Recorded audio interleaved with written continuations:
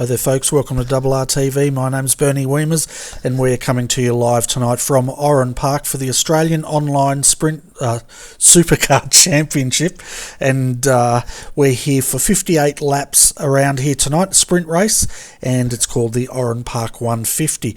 But before we get into it, I'd like to introduce my co-commentators tonight. It's a full house. We've got Luke Emerton, welcome Luke, and we've also got Dave Oliver. Welcome guys, and how are you all going out there? Yeah, good Bernie. It's good to be back again for tonight, and a bit of a shorter race this time, so should provide plenty of action and a bit of strategy as well, coming into it with limited fuel. Yeah, it's going to be interesting. The other thing I've just heard from race control guys is we're going to have random safety cars tonight, so that's also going to spice it up a little bit. Yeah, that's right, and as we saw the other week, those safety cars played a big part in some of the strategies that the guys had. Sprint, Yeah, hi guys. Yeah, it should be pretty interesting with such a tight track, and especially with the amount of cars. So I think it's nearly 40 cars on this tight track, and it should be a pretty explosive night. Yeah, it definitely should be. By the action we're seeing out there at the moment in qualifying, 40 cars around Oran Park, mate, that's going to be like peak hour in Pitt Street. Yeah, and I think by the end of the race, the track is going to resemble a rallycross track. The amount of grass and dirt and sand being dragged onto the track, it would be very interesting to see how these guys handle the cars during the race.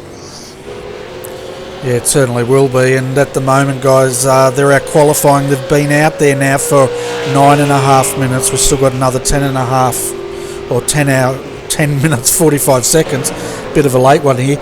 At the moment Ian Ford has provisional pole with the 105.305, followed by Jordan Murphy, that's a new name I haven't heard before, with the 105.514 in second.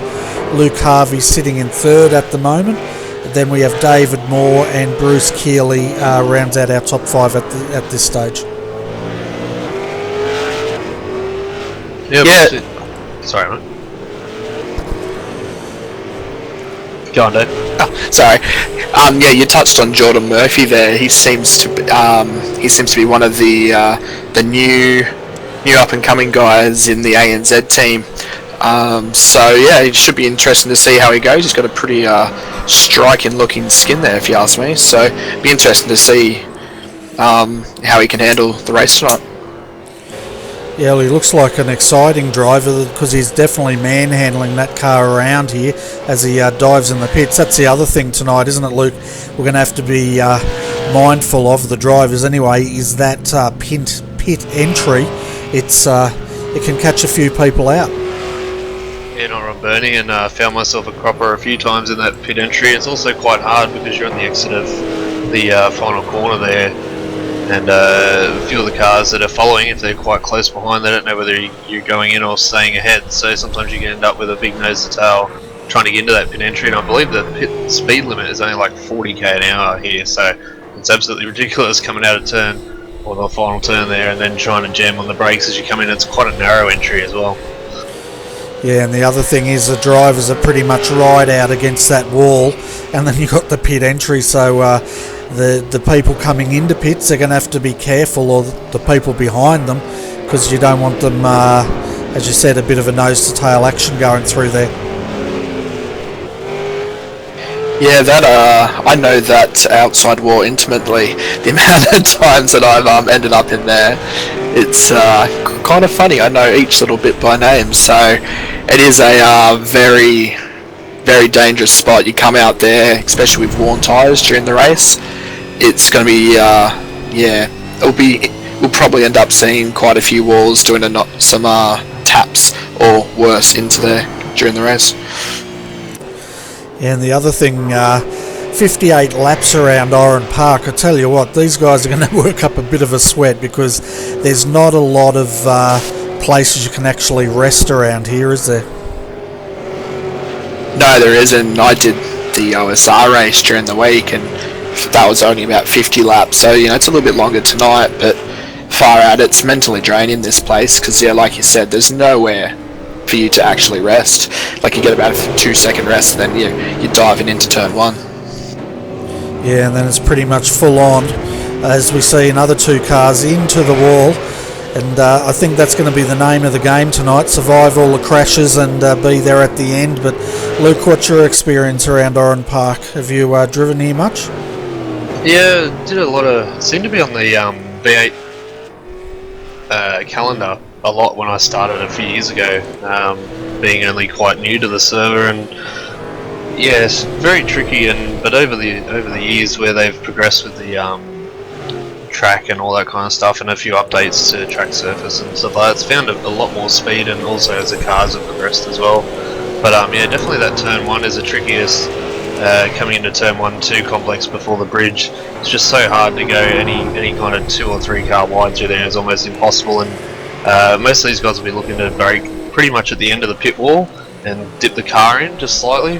But yeah, you'll see lots of action there tonight, and yeah, it's just overall it's a good track, but as you say, you just can't get any rest around here. It's absolutely ridiculous. The front straight's not bad, but all the time you're thinking about how you're going to try and make that turn 1 without going shooting off into the outside barriers there. Yeah, for sure. It's I look at it as a classic Australian track. It's a bit like the old school tracks. Well, it is an old school track. It's up there with a few other tracks that have now passed. One was our Amaru Park, which was probably around about the Oran Park era, and that was another awesome track that's unfortunately turned into a building estate, which now of course Oran Park has, but we're very lucky that iRacing managed to get access to this place before they bulldozed it and put houses on it, and that's why we have Oran Park in iRacing today. Yeah, having actually driven at the circuit, not actually on the main track, I have actually personally raced on the dirt circuits there, so I was very lucky to get to race there before it sadly disappeared. And would have been nice to actually get to drive on the main track, but it's very, having been there, and it's really cool to see that iRacing have actually spent the time and the effort to come and scan it. So, and it's great that it'll be kept in the game and kind of kept alive for eternity, or while the game's going. Yeah, I was lucky enough to get to drive on the go-kart track when I was back in the go-kart days, and came up here and raced around that part of Oran Park, and that was something to remember, that's for sure. Yeah, I remember going to a fair few events out here, anything from time attack that they used to have in the early days, and I'm talking, I don't know, I'm only 30 and I'm talking like I'm 50, but probably, when I was late teens and I was working in a motorsport shop, we did a few time attacks out here, came down and did the drifting where they went under the bridge and round that go-kart track and up over the bridge. That was really, really good fun to watch, but unfortunately I never got to actually drive a car around the circuit. But yeah, plenty of track days, and even coming out and watching the old trucks and that race around here was always good as well. Yeah, it was a great track for people like myself from Canberra, because we could actually get up to Picton up there and have a day's watching the racing and come back home pretty quickly, and we didn't have to put up with too much Sydney traffic, which always suited me in my younger days. Yeah, I was only living, well, I still do only live about 25 minutes from where the track is at the moment, pretty much central to this and Sydney Motorsport Park. So yeah, but hopefully I'm looking forward to if they eventually scan Sydney Motorsport Park, and hopefully even Wakefield to be another good of those Aussie tracks. Yeah, it'd be good to get a few more in there. I know if we did, they'd definitely be extremely popular on the Australian side of things. Especially the V8 supercars tend to like the Australian circuits, which of course, it makes it more realistic for all us Aussies that like their supercar action. But let's have a look at the track at the moment, and wrong one. Oh man, I'm having a bad night. I'm clicking all the wrong buttons. Let's try again. Okay, so we're at Oran Park. It's got 12 turns here. Length of the track's only 3 kilometres, so that's why the drivers are working so hard at it. The sky out there today mostly cloudy. Wind speed 11 kilometres an hour. Track temp, well, it's a nice track temperature, 33 degrees Celsius. The air temp today is 27 degrees, so it's not going to be too bad on the drivers, but I still think they're going to be very hot in the cockpit there tonight.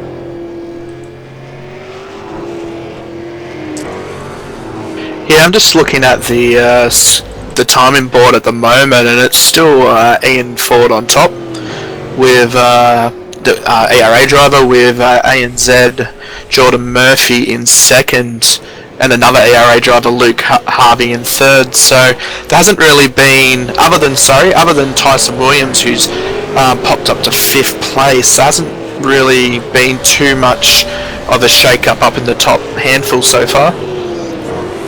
Yeah, it's looking pretty stable there, isn't it? We've also got Brian Borg out there for Laser Racing. He's qualified in 7th. 8th at the moment. Todd Parks, he's just pulling out now, back into the old go-kart run-up area, I think that was. Scott Connors is in 9th. Adam Zeidinger, well, I've just had word about Adam, which is really unfortunate. He's had to pull out tonight because he's got steering wheel issues, and he felt it was too unstable to drive, but he was actually sitting in 10th position, as we see now Mr. Connors go into the wall there, and he'll get a new car in a moment. The other talk about the drivers out there at the moment, they're a little bit concerned about going into turn 1 and 2 at the start of this race, and I guess they should be, shouldn't they, guys? Because 40 cars fitting into turn 1 is going to be quite interesting. Yeah, go for it. You're right. Yeah, not really. Although, as we see another one into the wall at turn 1, a lot of these drivers are quite seasoned V8 drivers, if you will, and a fair few I-ratings over 3,000 and 3,500, so I'm sure, hopefully, common sense will prevail, but you always get that one car that'll cut that first kink and end up like skittling 10 cars into the turn 1, or 2, sorry. Yeah, well, that's it, isn't it? And it's very easy to get involved in someone else's accident there, or it pretty much becomes your accident within seconds, so that's going to be interesting to see. We do have safety cars though, so I guess if it does get out of hand, they can pull a safety car out and clear all the wreckage out there tonight. Yeah, I know from experience from this week's OSR race, there was, I think, about the same amount of cars, and I think it ended up being 3 wide, pushing 4 wide. So it's very kind of hold your breath, and for about 100 metres or so, get through turn 1 and 2, and then once you pop out on the other side of the bridge, just take a breath and then get ready to do it all over again. Yeah, sounds like a lot of fun. I'm glad I'm sitting up here in the commentary box and calling this, although I reckon we're going to have our work cut out for us tonight, guys, with the amount of replays we may have to show and the jumping around. But looks like qualifying's pretty much over, so I'm going to get a head start and start going through the grid before they start gridding, because we've got 40 drivers to cover off here tonight. So looking at the grid, starting grid, it looks like Ian Ford has pole position with a 105.305. Jordan Murphy will start out of second, followed by Luke Harvey in the third. Then we have David Moore starting out in fourth. Out of fifth tonight is Tyson Williams. Out of sixth is Bruce Keeley, followed by Brian Borg in seventh. Eighth, Todd Parks. Then we've got Scott Connors out of ninth. We had Adam qualify in 10th, but it doesn't look like he will make the grid tonight. Out of 11th will be Riley Blythe, followed by Craig Jones in 12th. Darryl Hockey will start out of 13th, with Jason Bentz out of 14th. And then Posey, that's Glenn Posey, is out of 15th. In 16th tonight is Hammond, followed by Myers in 17th. Hins will start out of 18th. King out of 19th, and Sean Thompson will start out of 20th. Then 21st, you got Braden Bateman. 22nd is Kylie James. Benjamin Smith is 22nd.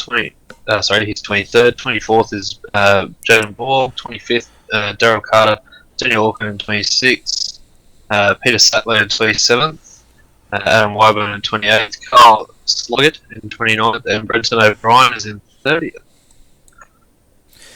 Out of 31st, we have Fittis, followed by Chappell. Then we've got Clowett out of 33rd. Rayner will start out of 34th, with Hausler out of 35th. Starting in 36th tonight will be Fee, followed by Gaffer. Then McCluskey Young will start out of 38th. Out of 39th is Pitt, and then we have Allen in 40th. Yeah, and those last two drivers unfortunately have not spent a time in practice nor in quali. May even start from the pits or possibly not start at all. So you can see the drivers now queuing up there, and what a sight, guys. Look at from the blimp view, you can just see the huge field here at Oran Park. I reckon they're going to be starting right down around the corner, which they are, so that's going to be interesting. Yeah, uphill starts for them as well, and that should be very, very interesting, trying to get that off the line and then straight into a left-hand corner. Yeah, it certainly will be, and I tell you what, Dave, if you were lining up for this race, how would you be feeling about now? If I was at the back, I'd be kind of worried, or even mid-pack. So it would be, that entry, and as they go off the grid now, we all go in third place. So Luke Harvey has got an awesome start. Oh, massive crash. Huge crash down there midfield. It's taken out half the field, would you believe? And we've got cars all over the place under yellow here at Oran Park. Well, they didn't even get to turn one tonight, guys. Oh, Wow. So we're going to jump back and have a look at this replay, because I was expecting carnage. I wasn't expecting it at the start-finish line, though. Neither was I. I was expecting him to 1 and 2, but far out, that's very reminiscent of the Paul Morris and Michael Ackham incident. Oh, wow. Just without the massive fireball. Looked like almost the two laser cars nearly got together there, but it's someone that's very similar to the laser car. Yeah, Mark Hammond, or Michael Hammond, was one of them. We're jumping back to the replay now. You can see the start. We're going to go to super slow-mo and try to call this for you guys, because it was absolute carnage out there. You can see it kicking off now, and it was just a ping-pong effect. Both laser cars are involved. I think Michael Hammond might have been the first one to get involved, and then they just started bouncing off each other, basically. Yeah, look like Hammond and Craig Jones got into each other, which probably set the whole explosion off. Yeah, it certainly did, and they only get 25 incident points here, so we may see the field thinned out remarkably. In the Velo Paint car, it went right up on the wall and bounced back down again. Absolute chaos here. Yeah, I think that has to be probably the biggest crash I've seen at Oran Park out of all the times I've run it. I reckon that has to go down as at least top 3. Yeah, and it looks like Sean Thompson, he's rolled the car, and big accident here at Oran Park. But we're under safety cars now, folks, and we'll probably see how many cars are in the pits. I reckon we're going to have half the field needing repairs after that one.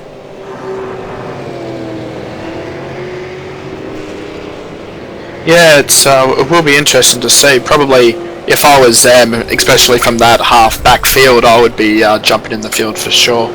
So jumping into the pit, get some new tyres and fuel. Yeah, we could see Henry King now. He's got no front on his car. His back's looking pretty stoved in as well. That's one of the cars that are going to have to go into the pits. And I can guarantee if we have a look now, the pit lane is going to be extremely busy. Well, Sean Chappell in the 420, that car is absolute toast. It's basically snaking its way down the track. Well, looks like it's crabbing more to the point, and that could be Sean's night over and done with, unfortunately. Yeah, I tell you what, there was a lot of netcode in that too, Bernie. I'm just having a look back through some of the onboards, and Brenton O'Brien, just the first car I had a look at, it just disappears like 4 or 5 times, and then all of a sudden appears in the middle of another car. And he started about mid-pack.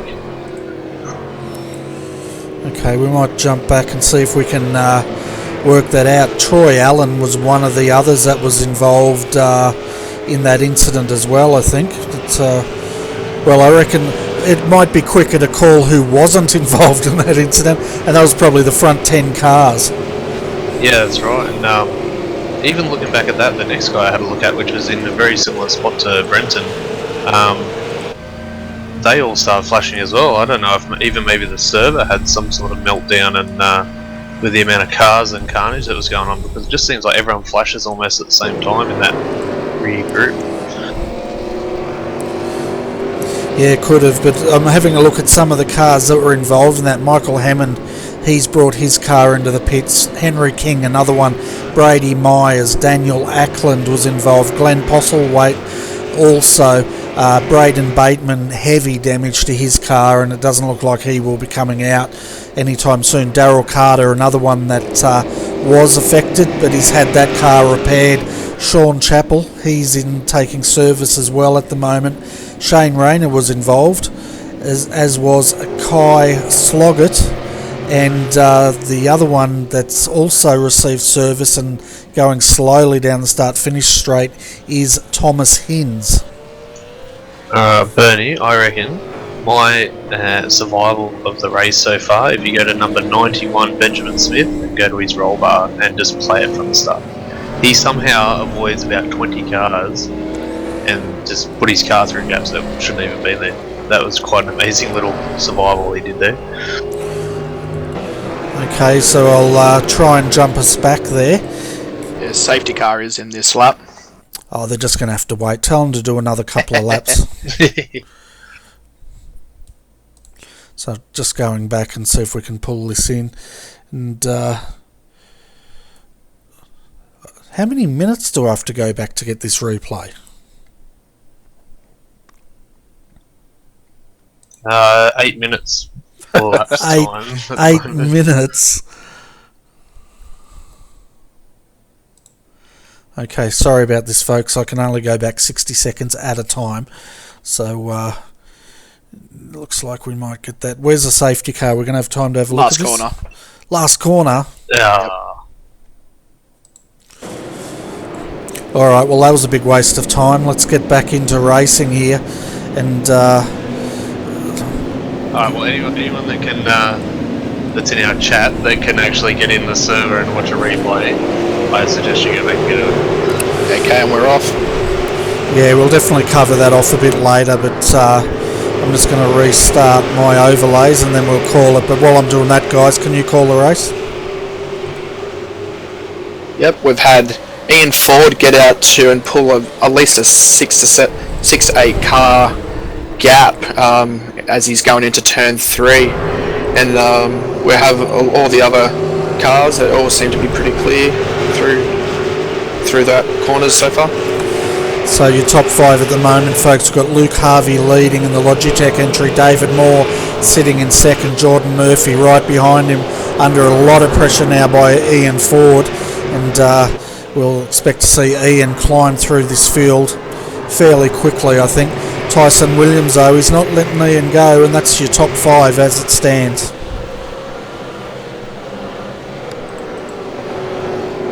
See now Ian Ford on the inside. He should make this move stick as they come down a drag down Oran Park for lap 6, effectively lap 1 of us racing here at Oran Park tonight.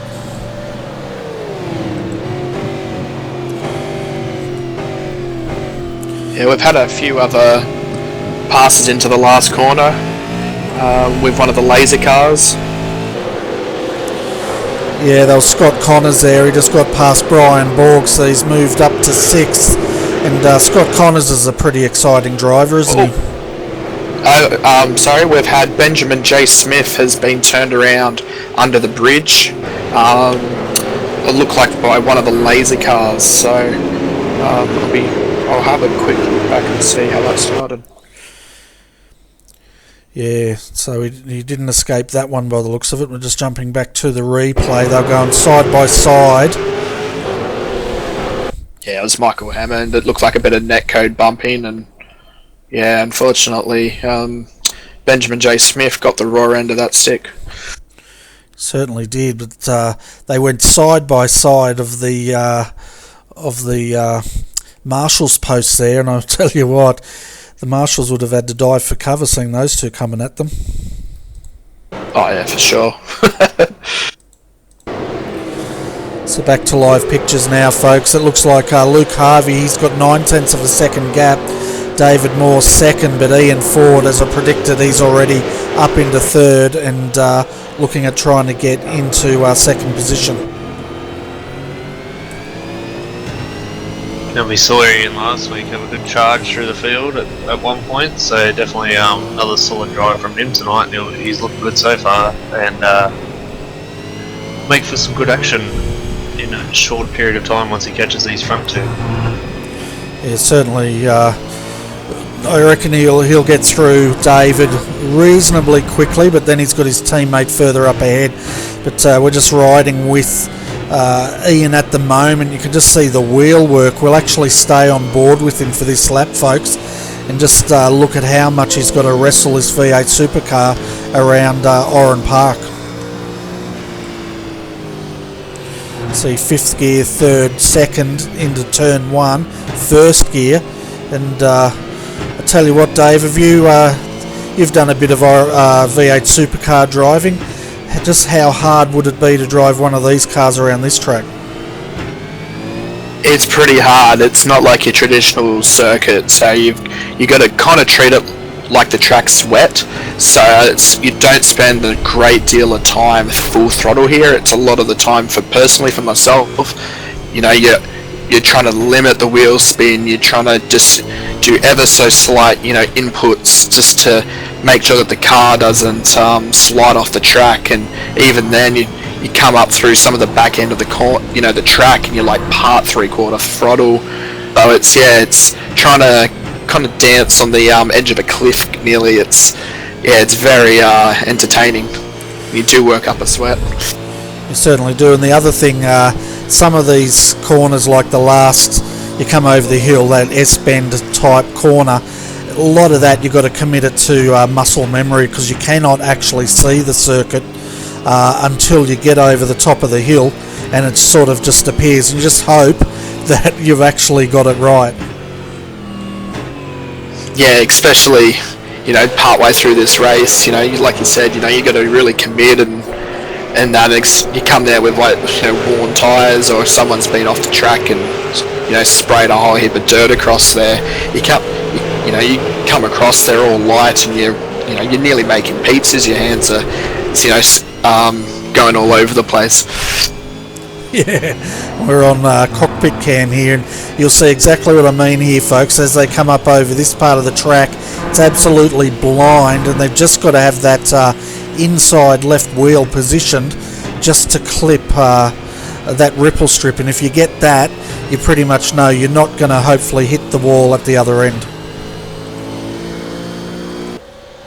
Yeah, you don't want to get all you don't want to crash over there like back in the real V8s back in the day, where you had Max Wilson go and end up in the wall there, and I'm pretty sure he actually ended up rolling it, if I remember correctly. So yeah, it's a very demanding part of the track. Yeah, I just saw Tyson Williams. What's he doing? He's spun off and he's gone straight into the tyres there and gone to the pits. I'm not sure if that's out of frustration or if he's had some sort of hardware issue. I think he's done the good old rage quit there, Bernie. So I think he may have thrown in the towel. Unfortunately, he was doing pretty well until his Yeah, his little contact with Scott Connors. Yeah, well, I guess if you're going to have a rage quit, Oran Park's probably going to is going to be the one that it's going to happen on. That's for sure. But it's a great little track, this, and I'm still sad that it's gone. But I'm happy we've got it here to enjoy on iRacing, as most of the other guys. But I remember seeing the truck races up here, and a truck came over that last part that we saw, up over the hill. He missed that, and he went skidding down the grass straight into the tyres at the end of the drop down, whatever you want to call it. Yeah, those guys were extreme nutcases, those truck drivers. So they looked absolutely phenomenal. The tyre smoke and the diesel and the water spraying off the brakes. So I think, I was there for one of the last few races, and it was always pretty cool when after the race you'd get the top 2 or 3 go out to the little burnout pad on the exit of the last corner and just let it rip until either the motor or the tyres blew, and it was usually the 4 tyres in the back. So yeah, so just having a look now, Glenn Postlethwaite, he's having a bit of a battle down here with Sean Thompson. Glenn, he dropped 2 positions last lap, and he's trying to work his way back. Having a look at the lap times, most of the guys now are circulating in the 106s. Some are in the 107s, 108s, but most of them are in the 106s now. Yeah, they're 12 laps in now, so the tyres will be getting fairly worn now. I know that it was about this time during the week when I did the OSR race that I think it was just in the back of your mind going, when are we going to pit for new tyres? So it's getting to that stage now where you definitely just need to look after it, be consistent, be smooth, and just try, bring it, keep the car nice and straight until you need to go top up for that pit stop. And the question is, do you think any of these guys are going to take tyres around here? Because this track, if any of them, this would have to be hard on their tyres. So what's your thoughts on that? Yes, definitely.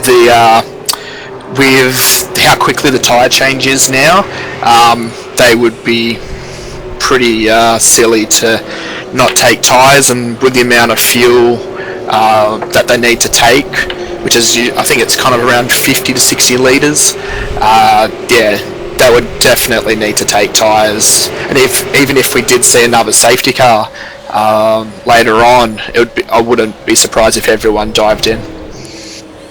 Yeah, well, they've got random safety cars here tonight, so it'll be interesting to see if we get any more. We've got 46 laps of this track to go, Luke, and I tell you what, it's been full-on action, hasn't it? That first accident, that was just probably unprecedented, I think. Yeah, I think that was one of those 1 in 100 chances that you could have one of those massive accidents, especially before even the first corner. And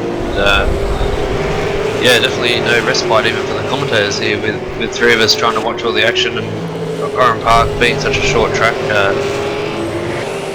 makes the action pretty much 24/7. You don't have a chance to even gain much of a gap. You get little battle groups everywhere, and they just keep following each other all race pretty much. Yeah, pretty much, and always we see Adam Wyburn there getting the car sideways, and pretty much once the leaders get to the back of the field, they're pretty much in traffic for the rest of the day, aren't they? Yeah, that's right. You find by the time you kind of lap the rest of the field, and then you're back to square one again, because you're back to the guy who's coming, say, last or whatever, after you've lapped, say, I don't know, up to the top 10 or wherever. I think one time Mads around here lapped everywhere up to P6, I think. So yeah, it's definitely, if you've got the speed, then you're going to be in traffic, and don't get much open track, that's for sure. Yeah, that's right. Have you done much V8 supercar racing yourself, Luke? What's your favourite car? Well, I do drive the Falcon, so just recently bought one in real life as well, which is quite nice. But it's the 6-cylinder turbo version, not the V8. But Yeah, it's I haven't been doing a lot of racing lately. I've been trying to do a bit of the Porsche. Obviously, everyone to iRacing knows that just came out, and I'm having a lot of fun with that. It's also helping with the V8 a fair bit because they're so similar, which I raved on about last week, so I won't go into that again. But yeah, I'm trying to get back into the V8s. I'm actually going to give the Premier Series red hot go this year, as well as the Enduros.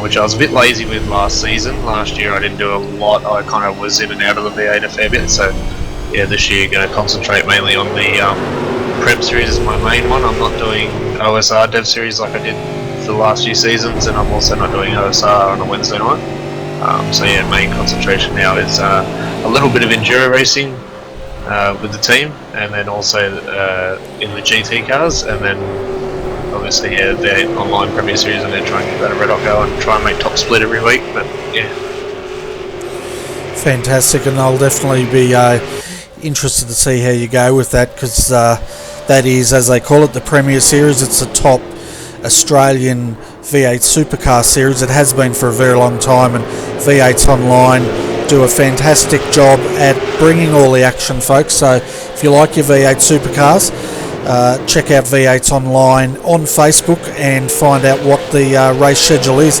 I think it's due to kick off pretty shortly, isn't it? yeah, I think it's mid-March is the first round from memory. Yeah, that sounds kind of correct. Yeah, so somebody in chat if they want to look it up for me, or yeah, you can find all the information on the V8s Online Premier Series. Have a Facebook page which has the entire round schedule, which I'll actually just go and have a look at now. But yeah, I'm pretty sure it's mid-March, and that starts off with a single event, as in single driver event, and throughout the season they have different enduros, Phillip Island, Bathurst, there's a few others. So I'll look that up now and give our viewers info. Yeah, and I think the V8 Scops, as we call it, the online Premier Series, I think it would have to be one of the longest running Australian high-level events that we've had, because I've been on the service for about 5 years, and I'm pretty sure that was around when I came on board, but I could be wrong there. Yeah, I remember it. What have I got 3 years now, I think, and it was already running when I started. As well as V8s Online, we're already broadcasting the V8 races. So I've just got that up now, Bernie. So yeah, I was about right. March 16-19 is the Montreal 250, which is the Circuit de Villeneuve, which is, I love that track with the V8. It's an awesome little combo. Some great racing and semi-street circuit. And then they go March 30th to April 2nd is the Mola Grand Prix, which is a sprint. I think they have 2 races, split up into 2 shorter races, still single driver. And then we're back at Oran Park on April 26-29. So yeah, once it starts, Bernie, there's not much gap. There's only a week or so in between each kind of race, or 2 weeks. So yeah, it's quite long, and it runs all the way. The last round is at November 30th to December 3rd at Road America, which is my all-time favourite track. So that should be good. Yeah, definitely a lot of action there on V8's Premier Series, but yeah, V8's Online, they were the first broadcaster. I know when I came on board joining the service, they were already running, so yeah, they do a fantastic job. So check them out, folks. But let's get back to this racing, because at the moment Sean Thompson, Glenn Postlethwaite. Yep. Oh, what? Yeah, but caution has been thrown. Okay, so it's going to be interesting now. 41 laps in. Is this too early to be throwing tyres on these cars, considering the first 6 laps was under safety car? It would be interesting, because I'd looked into it a bit before, and even pretty much I reckon the earliest that you'd be able to stop, and this was without a safety car, by the way, was around lap 25. So pretty much they're still 6 laps short, so it will be interesting. Like, to be honest, if I was mid-pack, I would probably come in, or even if you're down the back, like, I would come in, top up, get fresh tyres, and just see how you go, because you never know, there could be another safety car later on. Yeah, and if you're down at the back of the pack, you can really use those fresh tyres to your advantage if the others don't do it as well. You'll get through the field probably a lot quicker with the fresh set of boots on, that's for sure. But generally with the safety cars, with the AOSC, it's quite interesting. If it's a random one, they generally have the first lap form up. They'll only really get one opportunity on their second lap to get the car in for service, and then generally on the third lap we'll be back racing here. Yeah, and it's a fairly long pit lane as well. With some testing this afternoon, pretty much I kind of timed it around that was for your full fuel as well. You're looking at around just over a minute from the time you slow down to the time you get down to just about turn 2. So yeah, it'll be interesting. Obviously now if guys do come down during the caution, it is going to be shorter than that, depending on what they do with fuel. But pretty much, yeah, I wouldn't probably see any of maybe the top 10 come in. I probably personally wouldn't, but you never know. Someone may roll the dice. You just don't know. So it'll be interesting now to see who dives in.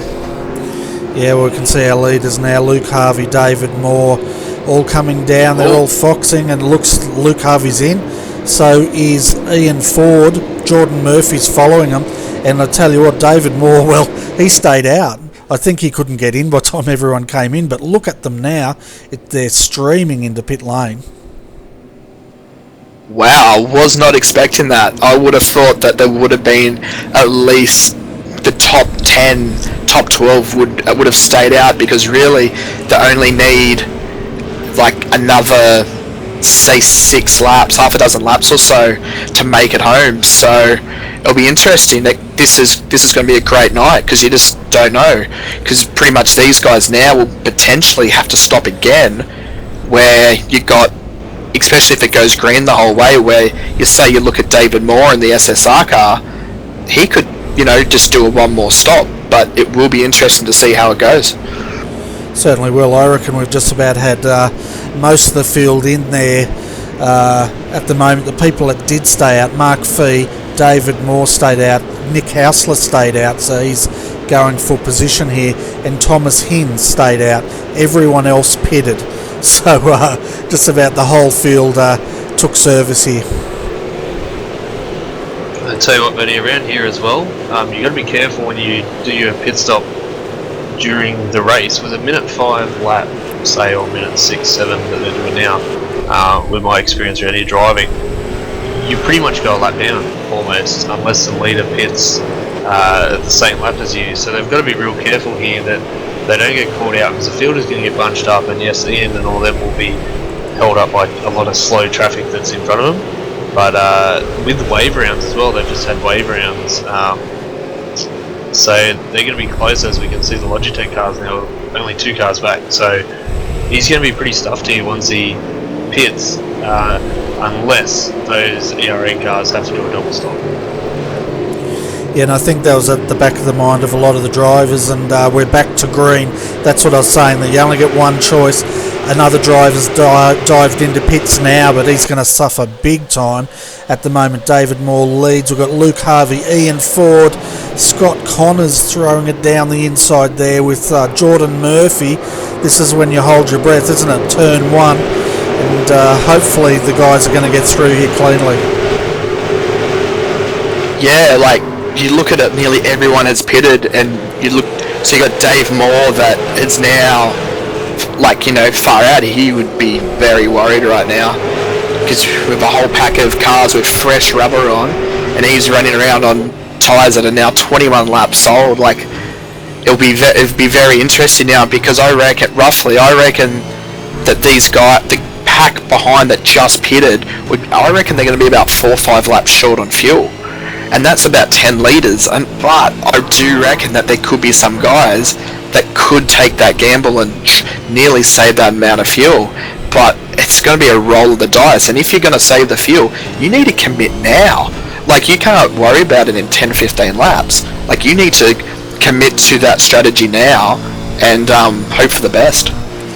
Oh, for sure. And the other thing that's interesting here was the way Ian and his teammate took to the the pit lane. They left it to the absolute last minute as he throws it on the inside now, and he should make this move. He does. So the way Luke Harvey, Ian Ford went to the pits was very sly in a way that they didn't. They left it at the last minute, and I don't think David had enough time to react. So he was just left out cold, and everyone else just streamed in. Oh, we had a half spin and contact with Jordan Murphy on the the slow right-hander coming up to the bridge, and his re-entry was a little bit to be desired there, and a few guys there would have been holding their breath as they whizzed past him at a slightly greater speed. So I don't think there was any additional accidents, but yeah, that's a very close call. That would have had at least 6 cars involved. Yeah, we're having a look at that now. We tangled with Scott Connors there, and you're right. Oh my goodness. Yeah, there would have been a few drivers there that would have had a bit of a wake-up call.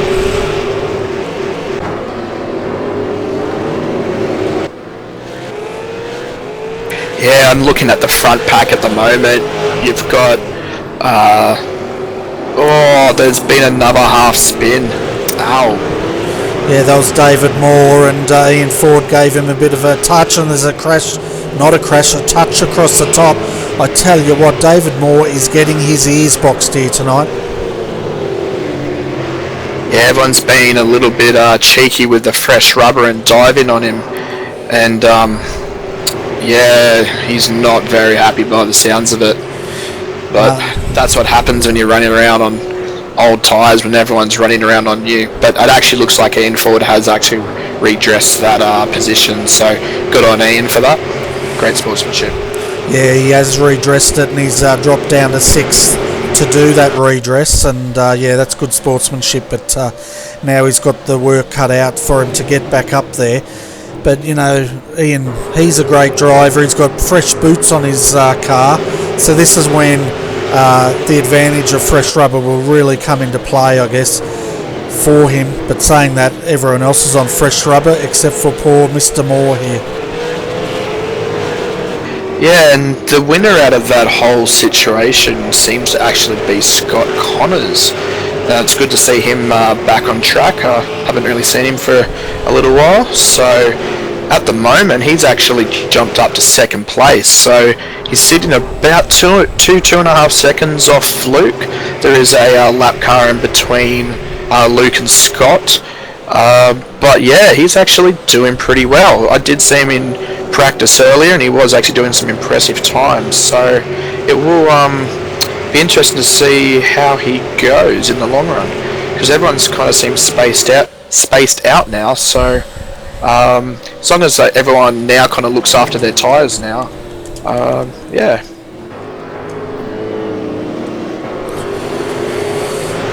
Yeah, it's going to be interesting. I'm just having a look further down. We've already had, we had 40 starters here tonight, folks. We're down to 30. So our retirement so far: Benjamin Smith, Sean Thompson, Jason Bentz, Daryl Carter, Tyson Williams, Connor McCluskey-Young, Simon Pitt, Braden Bateman, and of course Adam Zeidinger. He did not start tonight, nor did Troy Allen. So already 34 laps to go here, and we've lost a quarter of our field. Yeah, this race is a race of attrition, especially with how tight the race is and the amount of cars. So,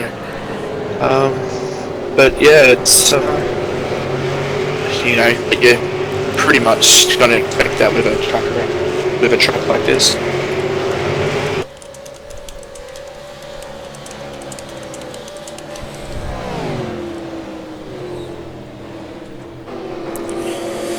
Yeah, so Luke, what do you think of the racing so far? Has it lived up to expectation of what we're waiting for, or yeah, tell us what you think. Yeah, well, as you said at the start, Bernie, it's given us a lot of action on our park, and it hasn't felt disappointed as I'm just watching Dean Fitters and Jordan Murphy here battle out for a top 10 spot. Looks like Gene's lost a few, and Jordan sends it down the inside, just coming up just before the bridge there, and makes the move stick, which is quite a maneuver, and then it's quite fine, and they're going to go 3 abreast through the next flip-flop section. which is very quick out of the track, another blind couple of corners. So yeah, no, it's very good. And as you say, that pit strategy was very interesting, and didn't have a lot of time. As you say, to make his choice there, and pretty much the whole field come in. So it'll be interesting to see if we can get a one-stop strategy. We'll keep an eye on him and see when he comes into the pits. Yeah, well, at the moment, David Moore is in 5th. He's just hanging on, hoping that a safety car comes out, because as you said earlier, him, David and Nick Hausler and Thomas Hinds, they're going to have to probably pit under green at this stage. And as you said earlier, pitting under green just about puts you a lap down. Yeah, so David Moore's actually on that bubble at the moment. He's 5 seconds behind Luke Harvey, and with the times at the moment, about a minute 7, pretty much he's if he pits soon, like, he could end up, getting lapped, but you just don't know what the top guys are going to do with with their pit strategies, because I still reckon they're going to be about 4 or 5 laps short.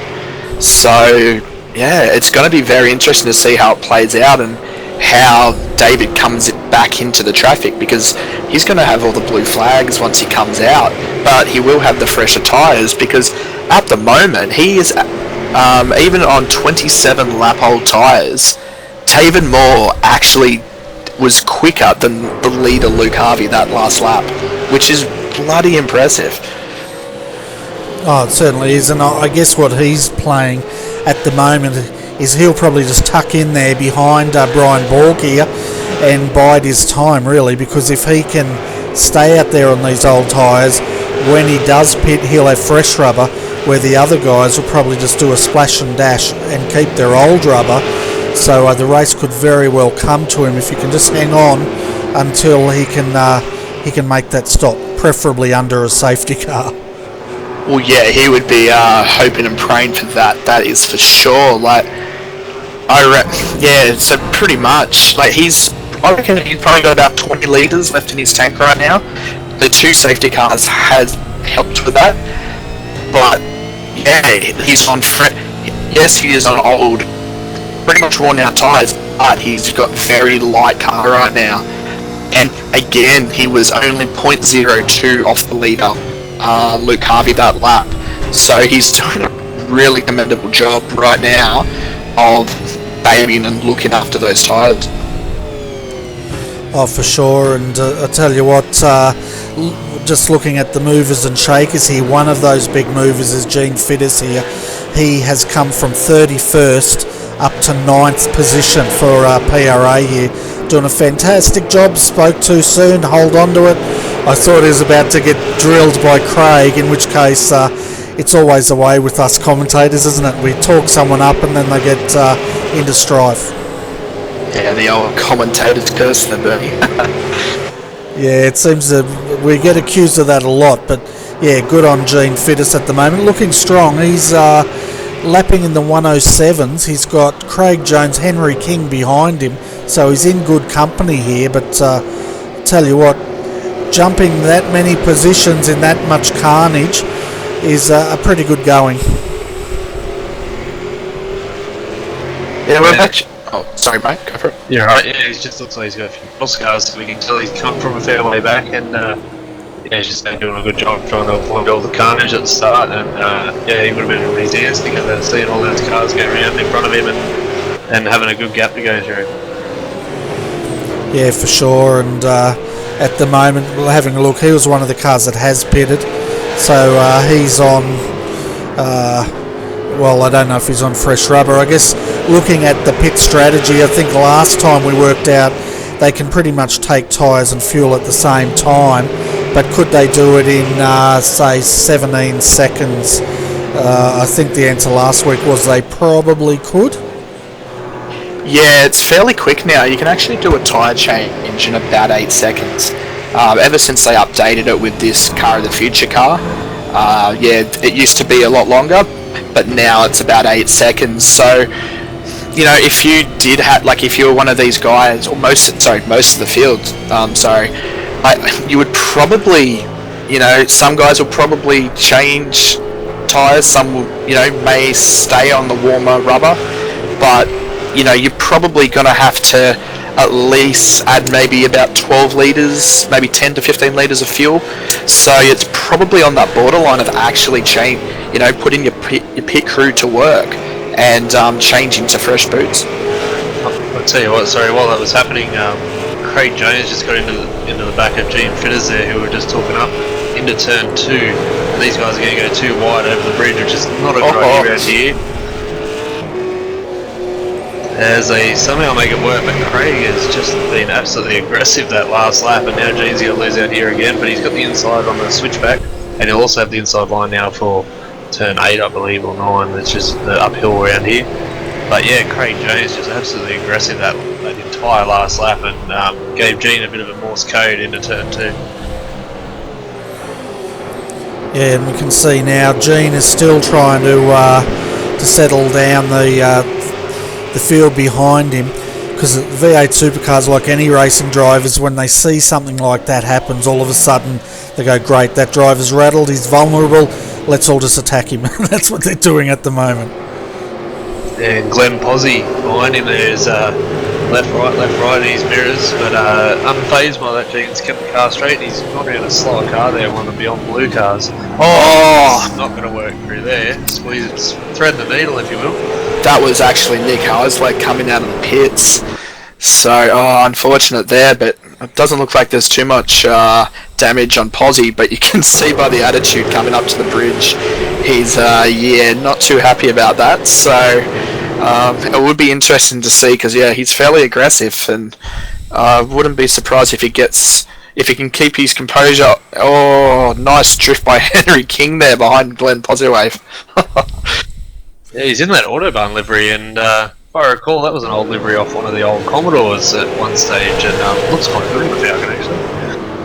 Yeah, as our old mate Scafey would say, that was right out sideways, and he did very well to hold it, because it's very easy there to go and back it into the kitty litter in the wall there. So Henry has actually lost a spot out of that. But yeah. It looks like Gene now still retains his top 10, but he's under attack again here by Pozzi, and I don't know, he's going to be driving his mirrors as Pozzi throws it down the inside, locks the rear, but keeps it clean for now. That's twice now that Gene has been pushed wide there, and he's out in the marbles, and you can just see how much that hurts him. But now again, too wide over the bridge. We're going to try this second time around. Yeah, I tell you what, he's not rolling over, is he? And nor should he. But now Pozzi finally makes that move. I guess the difference between that move and the lap before was he didn't have a lapped car on the inside. But even then, it was pretty gutsy. Yeah, this is the kind of track where you gotta. Sometimes if you're in a battle pack like these guys are right now, you do have to study and watch the guys in front, like the guy that you're trying to pass, and see where his strengths and weaknesses are. And sometimes it may take 2 or 3 laps that you're aiming to get past. Obviously you want to get past him, but you could be trying to figure out what section of the track he's the weaker at, and sometimes it's over the bridge or even going down into the last corner, but you're lining that up 4 corners beforehand trying to get the run on and get as close to him so you can get the run and the dive down into, say, the last corner, for example. We've got Ian Ford and Brian Borg having a ding-dong battle through the flip-flop complex around the back of the circuit here, coming onto the next set of blind corners before the turn 12, so that's 10 and 11 there up over the hill. And this little pack is getting real aggressive, as we were talking about Ian before, making his way through. He's now up into 5th position. There's a good little trio of cars here, just behind Dave Moore and Riley Bertha a bit further up the road there. Yeah, we've got Jordan Murphy now right on the back of Brian Borg, tucked in there, and thinking about making a move. Squirrely under brakes, tucks it back in. But I guess, we saw how Pozzi was so aggressive as well as Craig Jones. But I guess at a track like Oran Park, it's so tight, you have to be aggressive if you want to make positions here. Yeah, and you've got to be aggressive, but yet so reserved on your driving style. Like, if you get caught up in, say, a handful of laps where you're too wide, you know, your wheels spinning coming out of the corners, you're locking up, you know, and if you got to then nearly back out of it or just watch it for the next handful of laps, especially now where, you know, the main pack is nearly 15-16 laps into this tyre stint. It's, yeah, you definitely got to, especially this new tyre model, you definitely got to go and look after these tyres, otherwise, you know, you're just going to lose time hand over fist.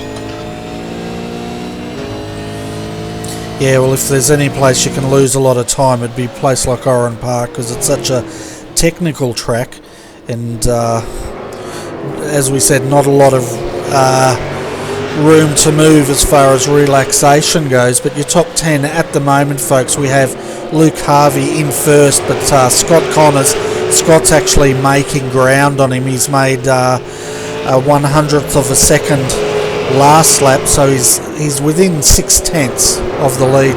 Riley Blythe 4.1 seconds down from the lead in third. Fourth, Ian Ford 8.7 seconds, and then Jordan Murphy in fifth. Brian Borg is sitting in sixth at the moment, followed by Bruce Keeley in seventh. Eighth is Craig Jones, and then ninth is Glenn Pozzi, and rounding out your top 10 is Brady Myers. So Gene Fitters now, he's down to 11th, and he's got Henry King all over the back of him. We while you were going through the standings there, we actually had David Moore dive into the pits. He has actually come out in 18th position, and he actually did a stop of pit lane time of about 52 seconds. So yeah, he's come out, I think, into a little bit of traffic, I think, but let me go and double check that. Yeah, it looks like he might have a bit of free track actually, mate. He's yeah, he might have picked that all right, but he should be good to the end now if that's his first stop. Yeah, I was going to say that he's definitely going to one-stop this, isn't he? And all these other guys are going to have to come in for a splash and dash. So I wouldn't be surprised if we see David back up there in the top 5 at the end or towards the end of tonight. Yeah, like I'm looking at the track map on Joel's Real Timing, and he has picked this gap perfectly. He pretty much, it's a big gap of about 13 seconds to the car in front and about 6 behind. So all he has to do now is just be nice and calm on the throttle, look after these tyres now. Because if he can look after them now, it's going to help later if some of these guys up front just do a splash and dash and not put the new tyres on. Yeah, it's going to be very interesting to see how all this plays out. At the moment, Scott Connors did start to have a look on the back of Luke Harvey there. They had a bit of traffic, and that's released Luke again, so the gap's back out to 0.5 of a second. Bit of breathing room now compared to 0.2 of a second it was a couple of corners ago. And just spotting, we have Henry King has also dived into the pits. I don't know if that was due to damage or he is doing his splash and dash now, while he may have picked the gap as well. He's just coming out of the pits now, but there is a bit of a gaggle of cars coming down the straight. Yeah, his stop was a 9.3 second stop, so that was his splash and dash. So he should, in theory, be good to the end, but he hasn't thrown tyres on that car. Yeah, and I think he's come out maybe about 10 seconds in front of the leaders, so probably that was actually a pretty good time to go and do it. Henry's pretty smart with his strategies, so that's probably a really good call by him. Do it now while there's a gap there that he can take advantage of. Yeah, so Henry came out in 20th, David Moore's now in 17th. We'll keep an eye on David as this race progresses. The other person we don't have a pit stop for at the moment, and that's Thomas Hinds. My telemetry's telling me he hasn't stopped, but if that's the case, he's gone 38 laps into this race without having to stop. Yeah, just looking at the telemetry now, Thomas Hinds is actually coming in the pits now, but I think he was one of the cars that was involved in that first lap accident. So he probably has about another lap or two's worth of fuel, which he's taking advantage of now. But he is actually in the lane now. Looks like a couple of cars diving in the lane now. Sean Chappell's in there as well. Yeah, so they're now starting their splash and dashes, but Thomas is the first pit stop here for him tonight. The biggest problem he's going to have, though, this is going to put him down a lap, so that strategy is not going to work for him just because where he's at, but it definitely might work for David Moore here tonight. Yeah, it seemed like both Thomas and Sean were in that, like what I said with Thomas, like they were in that first lap accident, so yeah, they haven't pitted yet, so they've run it right till it's running on fumes. But yeah, unfortunately, yeah, I do think they're going to go get lapped out of it. Yeah, so if you were one of these front runners, you know that there's a splash and dash you're going to have to do. Would you be trying to hang out as long as you could, hoping a safety car would come out, or would you just bite the bullet and stick to your strategy and pit when you have to? Well, the way I see it, there's actually three options. There's either go for it, and also then hope for a safety car, but then again, you're then back in the pack. You know, you got everyone back together. Or, like I do know, there's a few guys up that front that can save fuel. And if I'm going to single out a driver, I reckon that's number one car in fourth position, Ian Ford. From memory, he is actually really good at saving fuel, and around here, because there's so much part throttle, you can actually save a bit. So all you got to do, especially if you're in a little pack, is all you got to do is save, say, 4 litres. Just enough that you could, if you came in with somebody into the pit lane, you will actually jump them.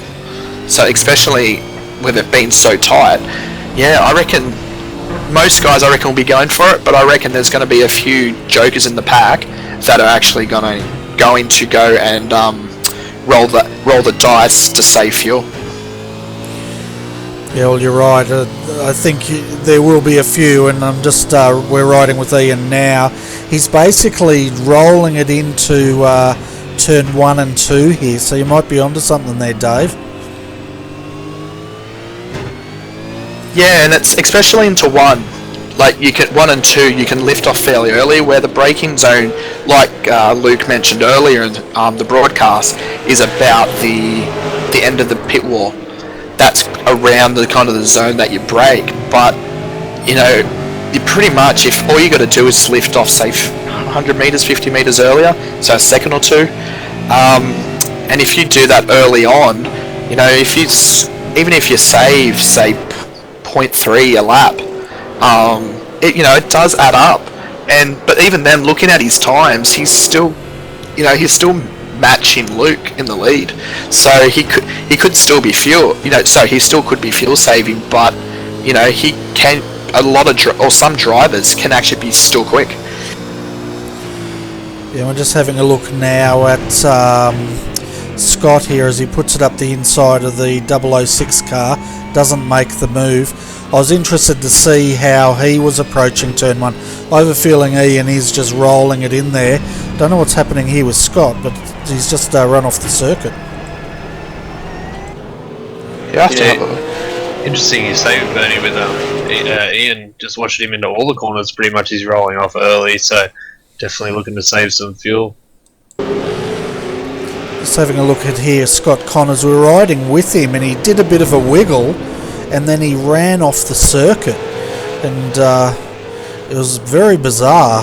So I must say, yeah, he only lost about 2 seconds or so, but it's enough now that he's got enough rubbish on his tyres that he's, as you can see, he's a little bit all over the place, and he does have Riley right on his tail now, so he will be watching this circuit through his rear mirror for the next few laps. Yeah, it was very strange because he didn't lock a brake or anything. He just wiggled the wheel, and here he goes again. He's doing it down the inside. He's off the circuit. What do you make of that? Do you reckon he's got some sort of hardware issue with that car? Yeah, from what I just heard then, apparently his PC alt-tabbed, but that just, yeah, so he seems like he has a few software issues there, but hopefully he's got that under control now. Yeah, and that's dropped him down into the towards the clutches of Ian Ford here. But as you said, Luke, you picked up his rolling out a fair bit, so this could be one of the guys that will roll the dice, and I guess Ian's probably one of the best guys at doing this. Yeah, that's right, Benny. And a few of those more experienced drivers can do that, and as you say, can still keep pace with some of the higher, some of the races that are pushing still. Like I know myself, I could be pushing 100%, and some of these like more experienced drivers can do the same lap times as when I'm pushing, just from obviously driver skill level and stuff and setup as well. So it's it can definitely work out as Scott's having some real trouble with this car at the moment. Yeah, the word that's coming through is they think he may have shifter problems with this car, and we're listening to him coming into turn 1. You can hear him just trying to get the gears, and he's definitely struggling with that car. Yeah, it sounds like every shift he's like almost double shifting. I noticed that before when you said he ran off the road, and he came through turn 1 and was in the totally wrong gear, and now he's like, it's just all over the place. Yeah, we've got the telemetry up on him now, but because you can just hear him banging through the gears, just trying to get a gear in this car, and we'll actually ride with him and just have a look at what's going on.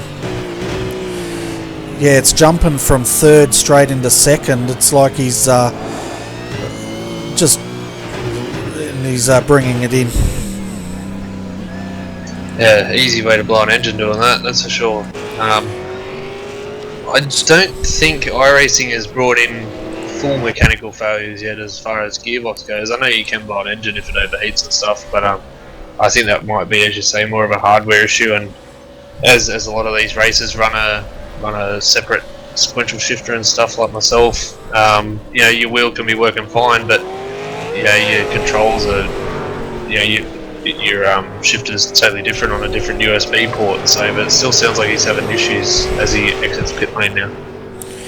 Yeah, and the other, sorry, Dave, I was going to say the other guys are pitting, and look who's in 2nd at the moment, Dave.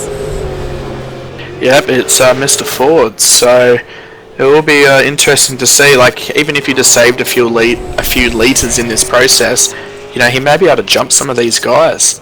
And some pretty quick stops there. From Riley, it was only about a 6-second stop. For Scott, it was a 7.6 stop. But for Jordan Murphy, it was actually a 10-second stop. So I reckon he could have also put tyres on.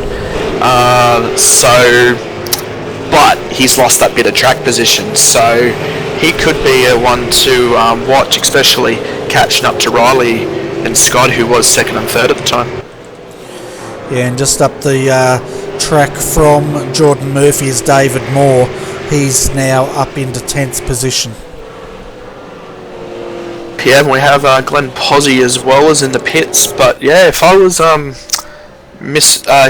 David Moore, I'd be rubbing my hands together right now, because his strategy's starting to play into his hands. So especially with about 11 laps left to go, or say 11 or 12 laps left to go, guys are pitting for their splash and dash a lot earlier than I was expecting. Yeah, and you would have to take a lot of self-belief in your crew to call a strategy like David's done. He got sort of stuck out there, and they've made a good choice in the way they've chosen to run this race. But he's the only one out of a field of 40 that's actually doing this strategy. We did have a couple that tried it, but they were too far down in the field, so I think David might have been just in the sweet spot for this strategy to work. Yeah, I was looking at Jordan Murphy's and Riley's pit lane time. Sorry, I look at Riley's.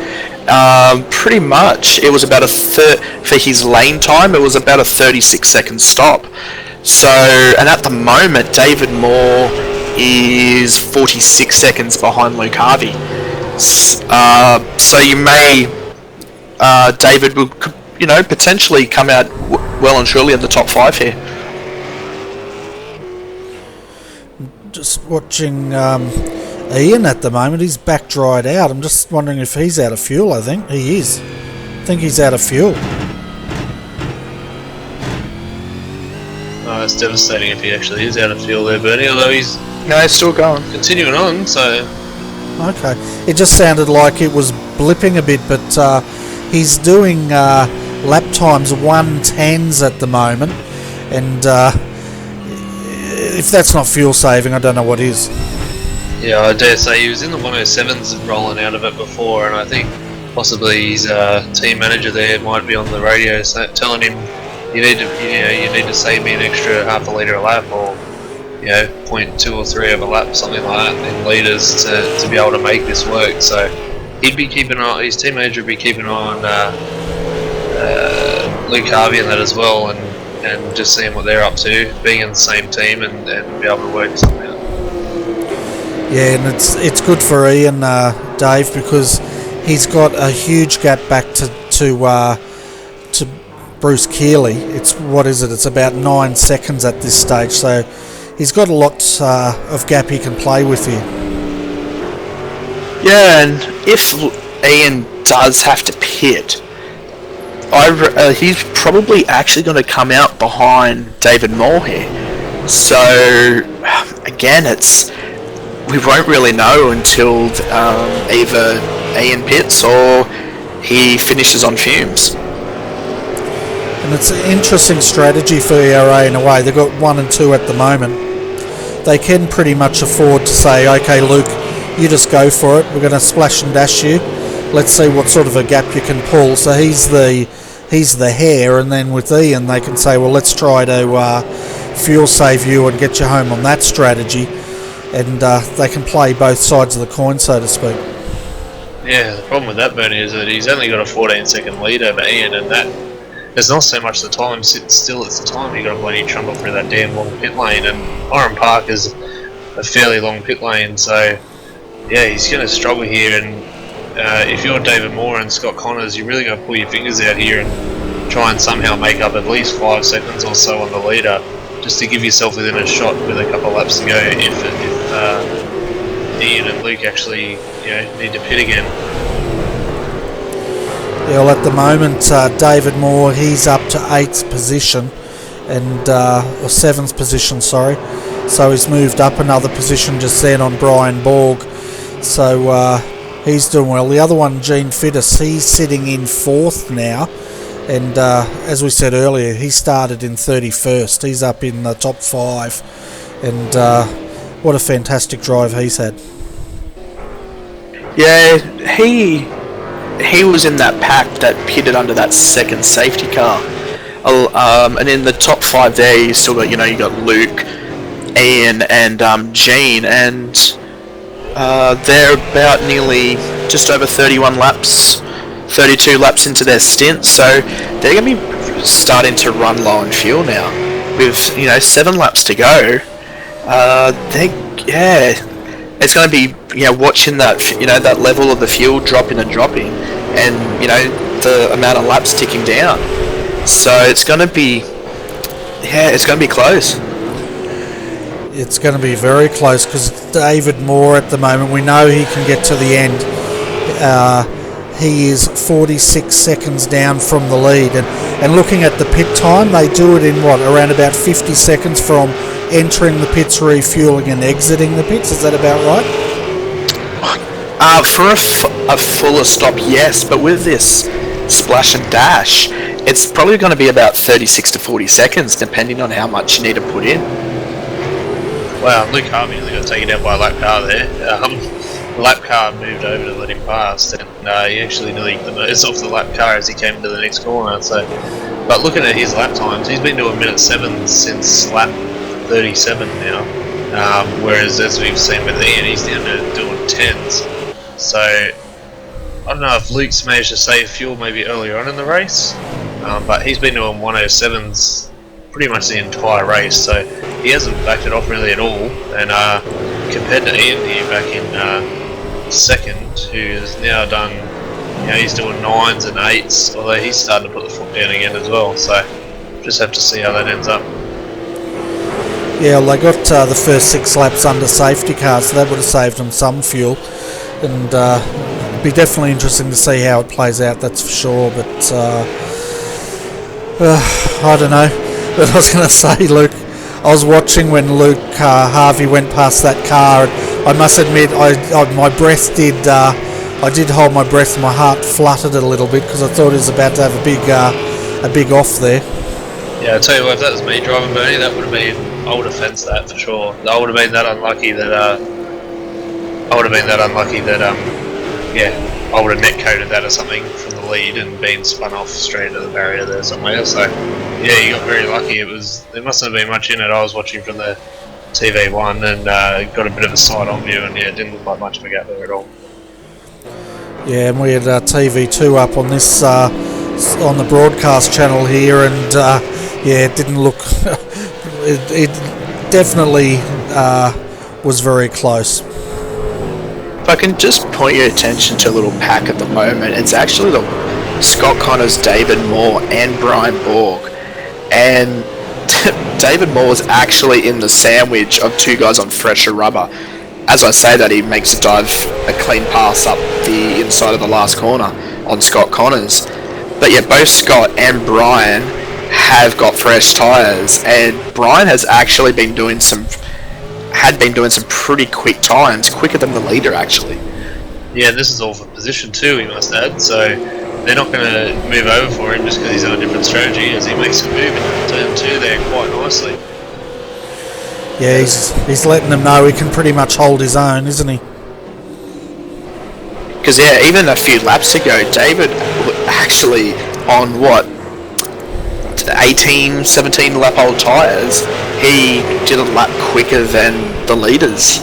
So it's playing into his hands, because at the moment David's about 32 seconds behind Ian, but about 45 seconds behind Luke Harvey. So depending on when and if these front 2 guys pit, it's going to be interesting. And one guy that has actually snuck under the radar here is Bruce Kelly, number 653 in 3rd position. Where's he come from? Like, he's in 3rd position here, and his last stop was 25 laps ago. If he's got enough fuel, he only got to do 4 more laps, and he could walk away here with a podium. Yeah, we saw that before that David. Oh, here we go. Luke Harvey's in the pits. I'll stop that now and I'll keep an eye on that, because our leader is in pit lane. Okay, Ian Ford now, he's coming past the pits. We'll see if he dives in or stays out. He is staying out. Here we go. Yeah, they don't want to double stack here. Oh, Bruce is pitting. Oh, what a shame. He was on for a nice result there. Yeah, so now Luke has just made the pit bay, and Gene Fittis is now coming up into the final corner. And he's out. Luke Harvey's down off the jacks. He's just exiting now. This is a very tricky pit exit, especially around this kink in turn 1, so he's now into turn 2, Luke. Yeah, so his splash and dash, I've only got the pit time here, his stop time. It was 6.7 seconds. But be interesting to see what his whole traverse time was, so to speak. It was actually 37 seconds, 37.2 seconds, and he's actually come out about 11-12 seconds in front of David Moore here, who's up into 5th position now. Ian Ford now rounding turn 12. Will he look for the pits this time? He's gone pretty wide out of turn 12, but he's going to keep going. I reckon he's got enough fuel. He's got 2 laps to go here. I'm going to put my money on somehow he's either going to cough it over the line, or he's just going to completely run out of fuel. Yeah, I think he's pretty comfortable now. Look, he dropped all the way down to the 110s, and then all of a sudden he's picked it back up to the 107.5s. So I have a feeling he's probably hit his number, and he's confident he's going to get that car home. But as you said, Luke, he might cough it across the line, but he's got a 20-second gap at the moment on his teammate. Yeah, so not enough to to take the lead if he does have to pit, but then he's well ahead of Dave Moore here. He's got 31 seconds on Dave, so even that'd be pretty close. Yeah, it will be. I reckon he may actually come out just behind David Moore. But Gene Fiddler has, sorry, don't know how that's his last name. Sorry, he's actually down, trundling down pit lane now, just approaching his pit box. Yeah, Ian Ford again out of the turn 12. He's got a bit of traffic in front of him, but he's not on the right angle there to go in, so no, he's staying out. And out to lap 57. Last lap. Yeah, last lap now, so he's on his way home. David Moore at the moment, folks, he got his way up to 4th position using that strategy. So pretty much where he was at the start of the race. So probably a little bit of a net gain, but not a huge amount. Yeah, probably didn't help that he was getting boxed around on that restart, because I think he lost a good maybe half a dozen seconds there, and at the moment, even say behind Luke, he's 11 seconds behind. So we're jumping on board here with Ian Ford just to see if we can hear the car cough. Yeah, I'm up to mischief, folks, but that's my job, I guess. As he comes into the final corners, he's really rolling out of it now. And the win at Oran Park tonight is going to go to Ian Ford. What a strategy. Oh. Yeah, far out. Ian Ford is the fuel-saving master. He's done it time and time again, and to save 10 litres of fuel, far out. I commend him. He's bloody good at saving fuel and being quick at the same time. Yeah, he'd have to be one of the best out there, wouldn't he? And he's definitely made that work again tonight. Luke Harvey comes home 2nd, followed by Riley Blythe in 3rd. David Moore is coming across the line now. He will come home 4th. Rounding out your top 5 is Brian Borg. Yeah, I'll tell you what, he only had 1 lap there in the minute 10.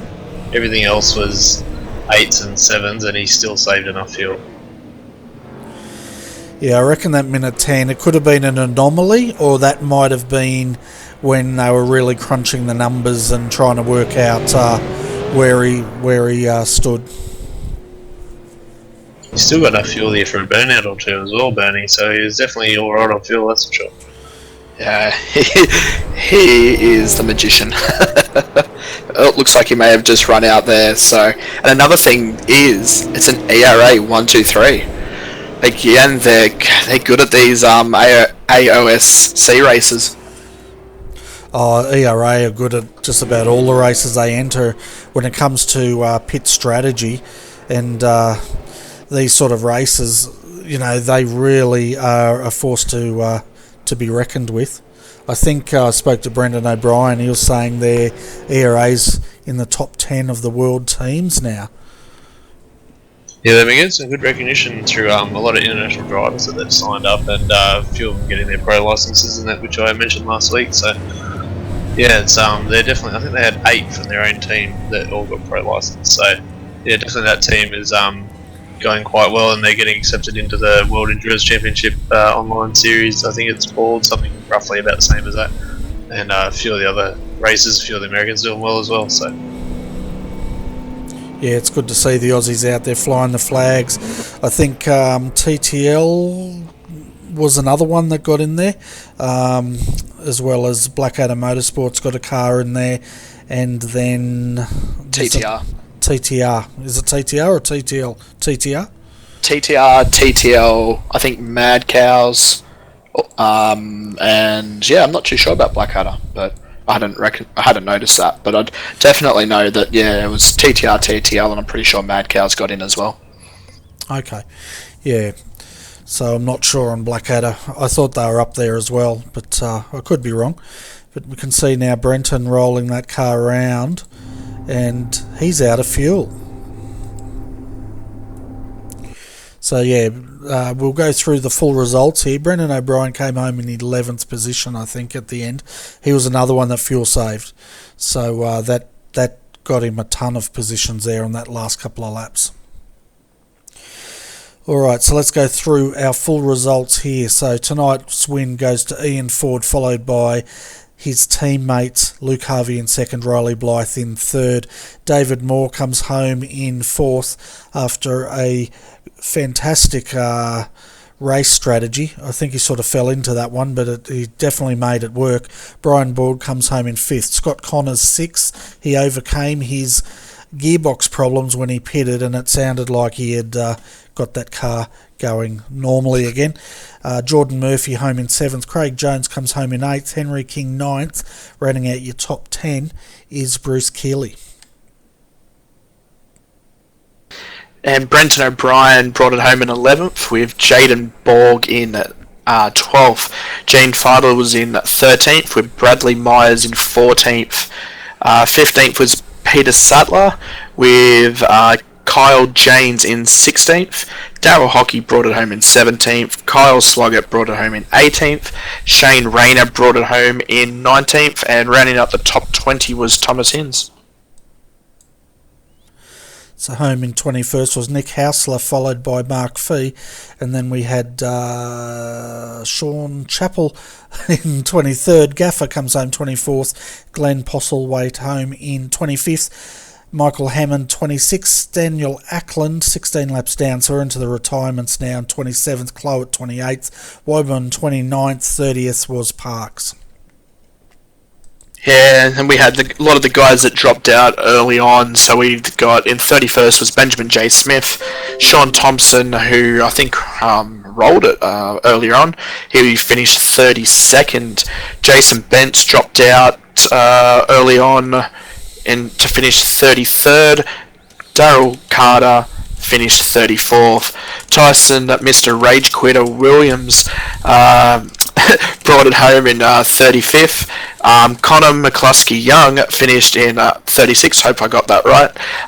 And then you have Simon Pitt in 37th and Braden Bateman in 38th, and had Adam Zeitinger in 39th and Troy Allen in 40th. And those two were unable to start, unfortunately, due to mechanical issues. Yeah, so if we look at the field, folks, and 40 starters tonight, we had 13 retirements, down to around about 27th. Looking on the cars on the lead lap, only the top 13 finished on the lead lap. So it was an interesting race, but I tell you what, that first accident, that really sorted a lot of drivers' destinies out tonight, I guess you could say. Yeah, like we said early on, who expects those kind of accidents, on the start line? And it, like I mentioned earlier, that's very reminiscent of the Mark Larkham, Paul Morris one, just without having way more cars and less fireball. So yeah, it's all into the first one or two corners when they're all running 4 or 5 wide. But yeah, it's a very, very rare accident to see that early on, especially in iRacing. Yeah, it certainly was. All we needed was the flames and the cars, and then you would have definitely had the old reenactment of that start lap incident that involved Scott Morris, I think it was.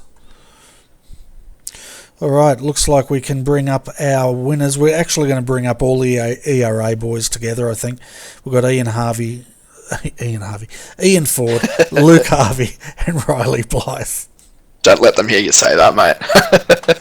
Could have been worse. I could have said it was Riley Ford, Luke Blythe, and Ian Harvey. Middle name Logitech. Yeah, definitely. Okay, well, we'd like to welcome all three of... I'm just going to make sure we've got them. We have all three of the ERA drivers. We've got Ian Ford, our race winner tonight, the king of fuel saving. Luke Harvey comes home in second, and Riley Blythe is finished third. So well done, guys. What an amazing finish for ERA tonight. First, second, and third. I'll let Riley talk instead of having an awkward silence, but thanks. Yeah, actually, it was. Going into it, I wasn't actually that optimistic because I started 12, so I figured 40 and Luke would be up there because that's what they do. But I'm not considered a primary V8 driver, so I going into it, I was like, okay, I'll just see what I can do. And then after a bit of early race calamity and the way our pit strategy panned out, I was like, oh, I could be up here if I fuel save a bit, but I'm not good enough at that, so I had to pit and do a splash and dash, as did Luke. So it could have been we could have been right up next to each other, but I mean a 1, 2, 3 is pretty good in anyone's definition of pretty good, so I'm not complaining. Fantastic. And I tell you what, the race, you guys probably didn't see it, but the race did have quite a rocky start to it. That's an understatement. But Riley, how was your race tonight? Did you manage to stay out of trouble, or did you have any dramas as the night unfolded? It was relatively clean. I got off to a decent start, and then, before I reached turn 1, the safety car was out, so I was like, oh, okay. And, I heard about the rather large wreck on the front straight, but otherwise, I had a bit of, bump and grinding as you do in the thick of the field, but it was relatively clean. I found myself sneaking my way around most of the calamity unscathed. Fantastic. And as far as race strategy goes, that all worked for you tonight? It could have gone better if I was better at fuel saving, but given what I had to do, it worked out pretty alright, because under the safety car, and I was like, if we get another safety car, we'll be able to under the second safety car, we'll be able to make it to the end, but I'll have to save pretty hard if I can't, or if we don't get another safety car. So I got on with saving, but I just wasn't doing enough. I was only just under 2 litres a lap. So, obviously 40, the fuel-saving god that he is, got through it without a hitch, but Luke and I were less fortunate and had to do a splash and dash, but it didn't cost us that much time in the end. No, it didn't. By then the field was pretty well spread out, but I've got Mr. Dave Oliver up here, and I'm going to put him in the hot seat to continue with some of these interviews, because he might have some half-decent questions to ask. So I'll go to our winner, Mr. Ford. Wow. How early did you commit to saving fuel? And firstly, congrats as well. Thanks, Davo. I pretty much decided as soon as I came out of the pits that it was going to be a fuel saver. It was roughly about 5 or 6 litres you had to save, or something close to that. And I tried keeping up with Luke on that restart and getting past David Moore, and absolutely gave him a bit of a touch up and apologised for that, as I should. And pretty much I fell into a little gap where the guys in front were running a bit faster, and I didn't know if that was because of damage or not, so I just chilled out and fuel saved, and I got the shock of my life with about 15 laps to go when everyone started piling in, and I was only about a litre or 2 away from finishing up fuel saving altogether and just getting back into the swing of going full flat and trying to hunt down people. And it's amazing. I only led 3 laps, and they just happened to be the last laps, and I think that it shows that everyone in the team really worked hard in this race, and things fell perfectly where they should have. And yeah, I pretty much have full brake pads left on the car, because those fuel saving laps I pretty much only used the brakes into turn 1 and into some of the slower corners just to help turn the car. And I think the big question is how much fuel did you actually have left? I finished the race with 0.65 of a litre, so I had a nice little burnout once everyone lined up and made it around to turn 2, and that's where I parked up. Wow, yeah, because we were chatting about it during that safety car period, and knowing you and your history of fuel saving races, I picked it fairly on and called that you probably would try it and roll the dice for this. So thank you for yeah, for that. But yeah, I called it fairly on, so I was interested to see who was going to do and commit that. And another question is, what were your thoughts about when David Moore stayed out and you guys all came out behind? It's because yeah, he was after a few laps and after the slight little tangle you guys had, he was actually keeping up with you guys and even being slightly quicker than Luke on I think it was like 25 lap old tyres. Yeah, it's like my first thoughts there were just, he's just thrown away the race. Like, that's pretty much what you think when, like, everyone pits in and one driver, I think it was just one driver, stayed out on the lead lap. And basically, like, when I was behind him, I thought, old tyres versus new tyres, I'll get in front of him, fuel save, just drive away with fuel saving because he'll be understeering and all that sort of thing. But, once I got into the fuel saving, like, habit after the, like, rhythm after the first couple of laps there, once we had our little tangle, it's like he drove away from me in the pack and, was chasing down Luke pretty hard there, even though Luke was fuel saving. But, that's just the pace difference between a fuel saving driver and, like, fuel saving cars and a car that can just go full tilt until it needs pit stop. And, congrats to him for coming fourth. It's definitely, like, pulled one out of the hat there. I wouldn't have put him in the top 10, like, when I pitted in, came out, it's like, see him there, I would have just ridden him off straight away for the top 10 spots. So massive congrats to him for finishing up where he did. Yeah, he did pretty well there, and he should be pretty proud of bringing it home in the top 5. Luke seems awfully quiet. We should interrogate him now. So, Luke, how was your race? How did it unfold from your view? Well, it wasn't too many cars in front there for a long time, but yeah, the Magician 40 just ends up saving more fuel than everyone else, and come through with the win. So anyway, no, I'm happy with the pace and happy with how the car's feeling at the track, and I think all around a pretty good night. Yeah, we were keeping tabs on both you and Ian and how even David was going to go, because I think if you had to pit, you would have probably dropped in right around Dave, but I think yourself, Luke, you had that 10-second, 11-second gap on Dave. So once you came out in front, we knew that it was pretty much over. Like if Ian did have to pit, you would have come home with the silverware. Yeah, well, we were all discussing it, and I tried to save after the safety car after we come in the pits, but got to about lap 40, and both 40 and Brenton said, "Nah, you're better off just go for it now and try and make a bit of a gap and come in for the splash and dash," because I was about sort of 5-6 litres too short. Oh, really? So go put your fuel man to use, say. Yeah, that's it. I'm pretty useless at fuel saving, so something I got to practice. How are the tyres as you came out of the pits after your splash and dash? Were they okay? Still a bit skatier? Yeah, they weren't too bad. I think, once you get your initial bit of drop off, they seem to just hold that sort of same pace. We're able to do that sort of mid-7s the whole time, for about sort of 5 laps onwards till about your end of your stint. So, they weren't too bad. Well, again, well done.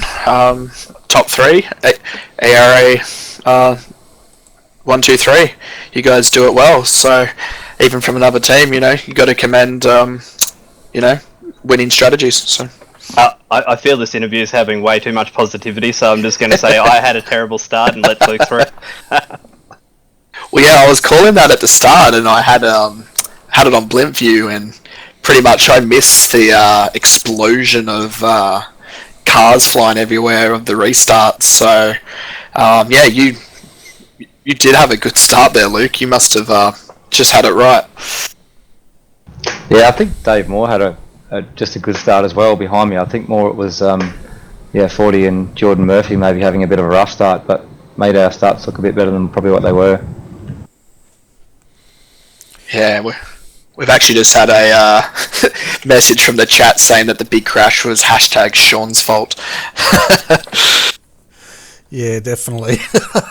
But anyway, guys, thanks for coming up tonight. It's been a fantastic race for ERA, and especially watching the different strategies unfold. Well done, Ian. I don't know how you do it, mate. I reckon you must have a little elf or gnome in there pedaling a bike or something to save fuel. But yeah, before you guys go though, you can tag team it or you can elect whoever you want. But I'm voting Riley. Okay. I'm classically bad at, I tend to forget a lot of things. That's why I was going to go with 40. Okay, whoever's the most professional with all the sponsors, because I know you guys have a lot these days and it's very well deserved, pick the one that's the weakest because they need the most practice, and they can do the sponsor call out tonight. 40 would be great at it. Damn. Well, just like to thank Logitech for being on the cars tonight. MS Limited, MPMS Race Simulators. If you get a chance in Westside down in Brisbane, it's definitely go in there, check it out. I think they're open all weekend this weekend, so if you've got nothing else to do, go in there, smash out a few laps, and even take the new Porsche around Bathurst and see how it goes. Thanks to GTI for setting us up with all the springs and everything for our pedals, and also thanking JRT for Joel Real Timing for helping me fuel save all the way to the end. Fantastic, and that's the way it's done. Anyway, guys, thanks for popping in.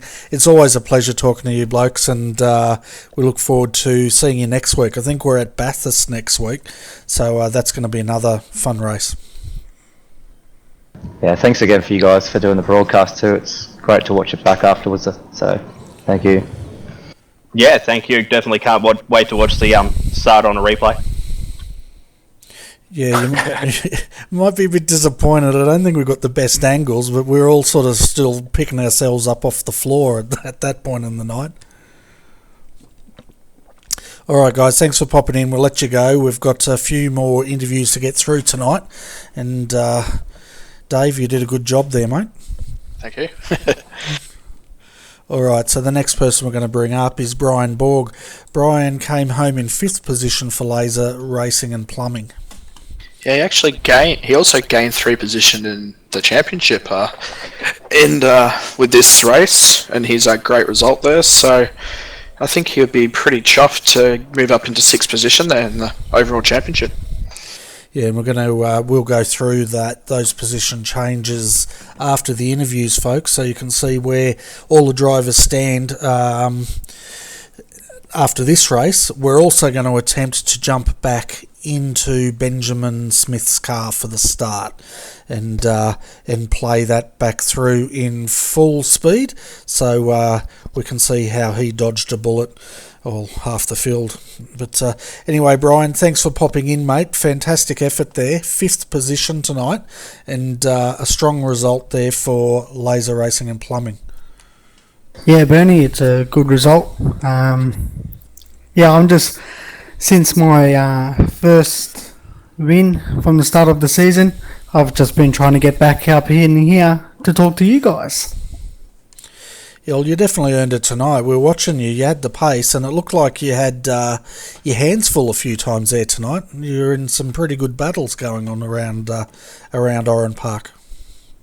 Yeah, it was pretty decent racing out there, and you just got to pick your battles and make sure you don't bin it, especially around this track. It's very unforgiving. But you just got to know the people who you're racing around and pick your fights. Yeah, and there was plenty of fights out there to be had, that's for sure. But as far as your pit strategy went tonight, I think you stopped twice and probably took tyres once. How happy were you with that, and how shredded were your tyres at the end of this race? Well, I actually took tyres on both pit stops. I decided to make it for the last stop. I said, well, it's going to be a little bit longer in the pit, but I want those fresh tyres at the end so I can attack. And I did that at the end and managed to get past, I think it was Jordan Murphy. But yeah, I got a really say thank you to my endurance teammate for helping me with my pit strategy. So thank you to Phil. Fantastic. It helps a lot, doesn't it, if you've got someone there that can help work out your pit strategies, calculate your fuel numbers and all that, especially in a race this busy. I can't imagine any driver being able to do that while they're trying to wrestle a V8 supercar around Oran Park, that's for sure. Yeah, it just makes it a lot more easier, you know. Around about 14 laps to go, I looked at the fuel numbers and I just said to my team boss, I said, I'm not going to make it, I'm just going to pit in. And I think a lot of us pitted on 14 laps to go. Yeah, I don't know how Ian made it, but he done a great job. So well done to ERA. Yeah, it was a great result for those guys, first, second and third. But Dave mentioned just prior to your interview the point score here. And Dave, you're saying that Brian's jumped 3 positions with the strong standing tonight.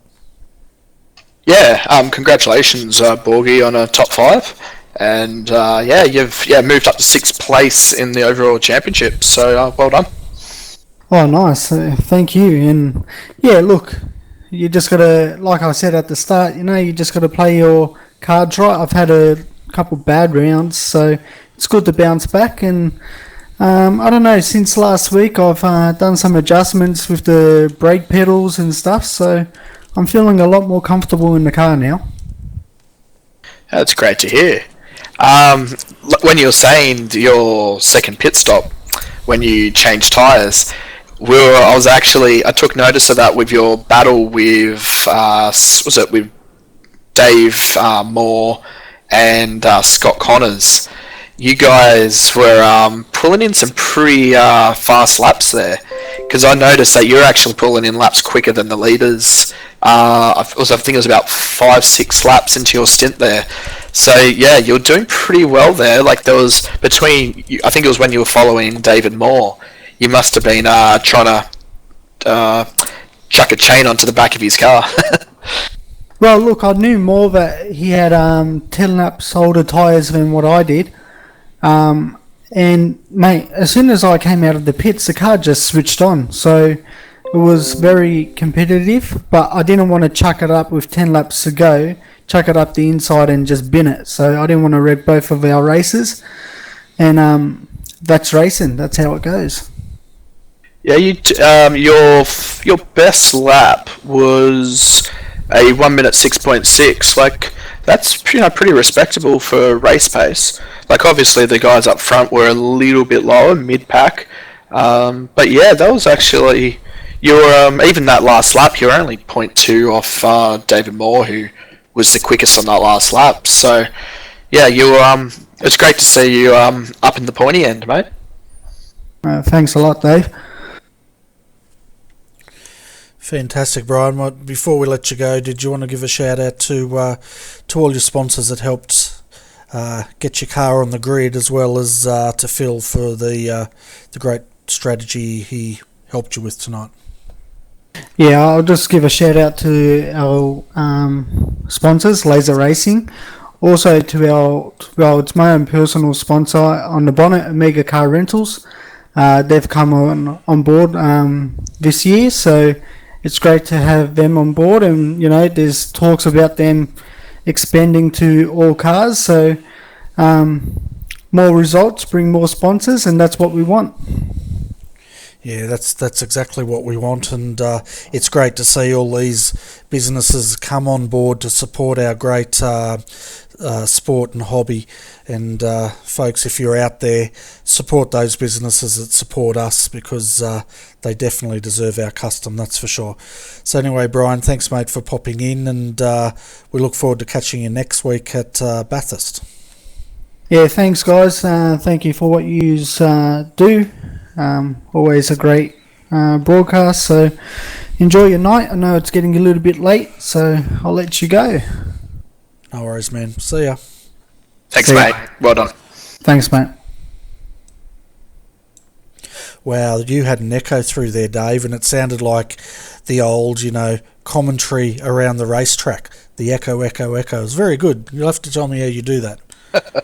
Magic. Magic. Microphone magic. Anyway, speaking of magic, we've got Mr. Scott Connors down here, and even though he had gearbox trouble, would you believe, Dave, he still brought that car home in 6th position. Yeah, I don't know how he did it, so it'd be very interesting to hear his side of the story, and if he actually has already damaged that gearbox after the race. Yeah, well, I'll bring him up now and we'll get to the bottom of that. Did you want to start the interview, or did you want me to ask the questions and throw him over to you? How do you want to go? Oh, I'll give it a shot. Awesome. Mr. Scott Connors, how are you, mate? Congratulations on a top 6. Oh, it's like I'm in a bath, to be honest. That was some tough work out there tonight. I'm bloody sweating up a storm. Yeah, it was there. That race was all kinds of up and downs, that was. Yeah, we noticed you had a great deal of pace, and then you dropped back, and then it looked like, we kind of heard on the rumour mill it could have been, gear selection issues, or what was the go there? I actually had my computer alt-tab on me about 2 times, so I had I think it was just after just going to turn 1, it completely alt-tabbed, and I had a black screen for about half a second, and then it was really laggy and stuff, and I was pressing all kinds of buttons, clicking, and then I went off, and then it came back to me, and then I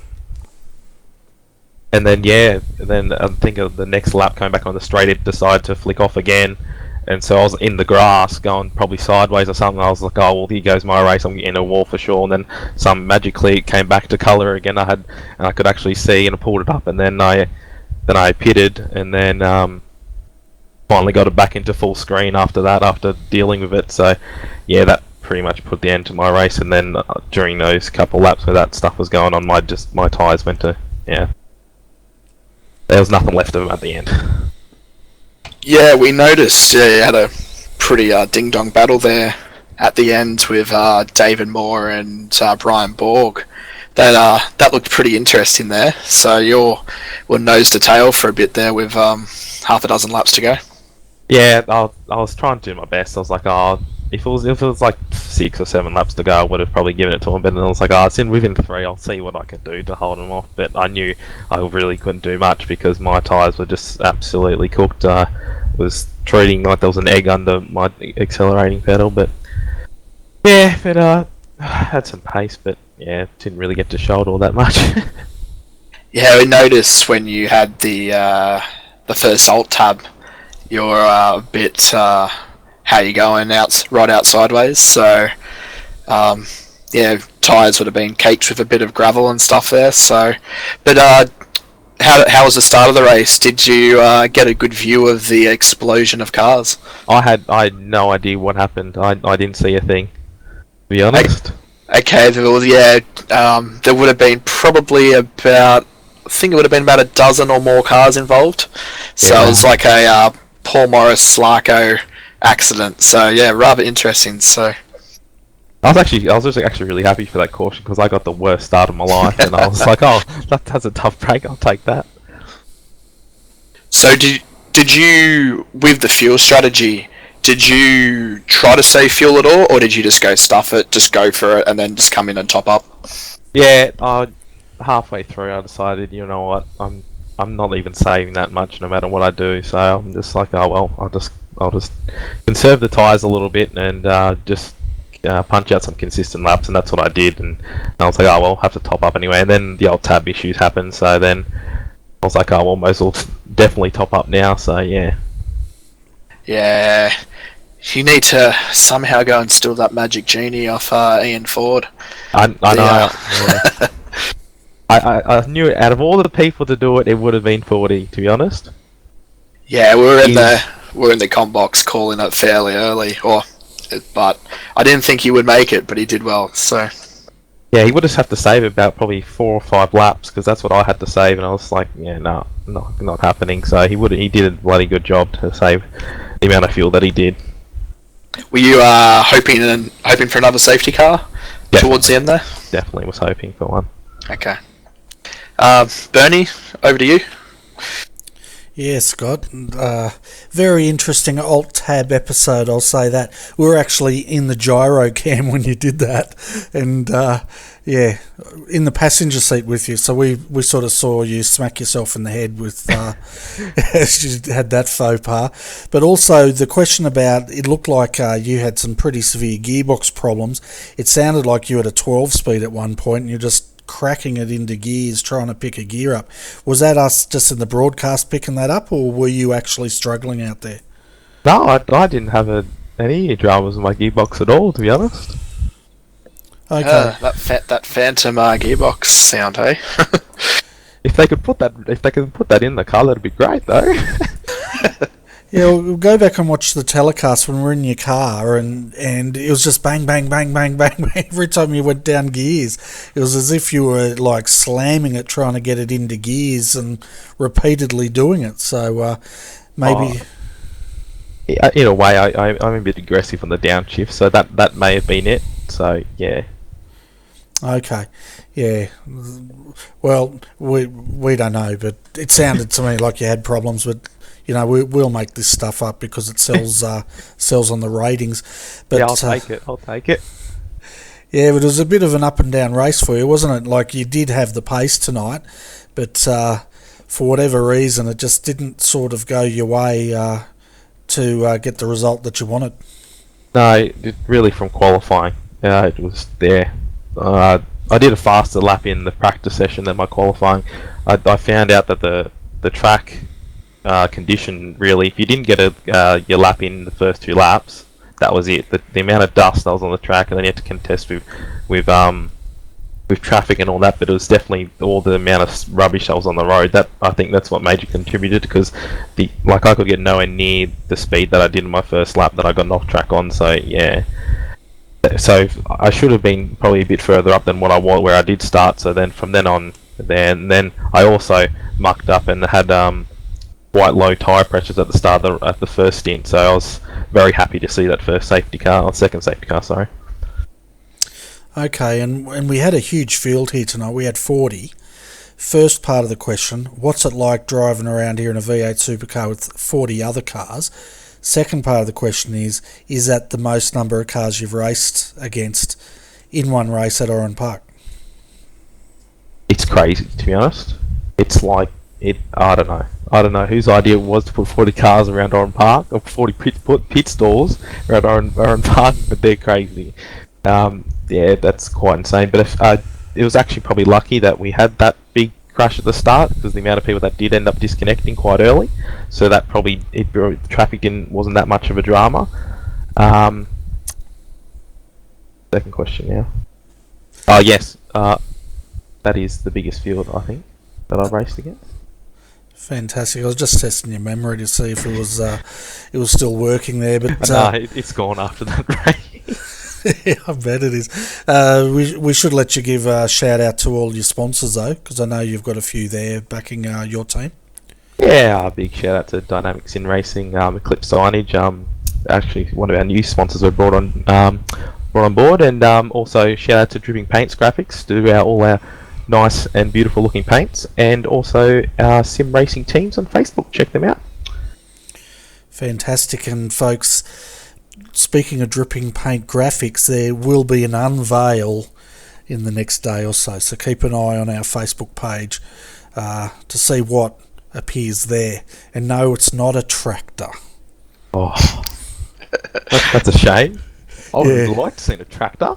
I'm taking up ride-on lawnmower racing. I've actually been asking iRacing to scan in, a Honda lawnmower and give us some grass racing. So that'd be great. Yeah, that'd be interesting. That's a great idea. Yeah, so keep your eyes open. That might appear one day. But anyway, Scott, thanks for turning up, mate. We've got another interview to go. It's turned morning here, and we need to get this done before I go to sleep. Thanks, guys, for doing the broadcast. Appreciate it. Always do a great job.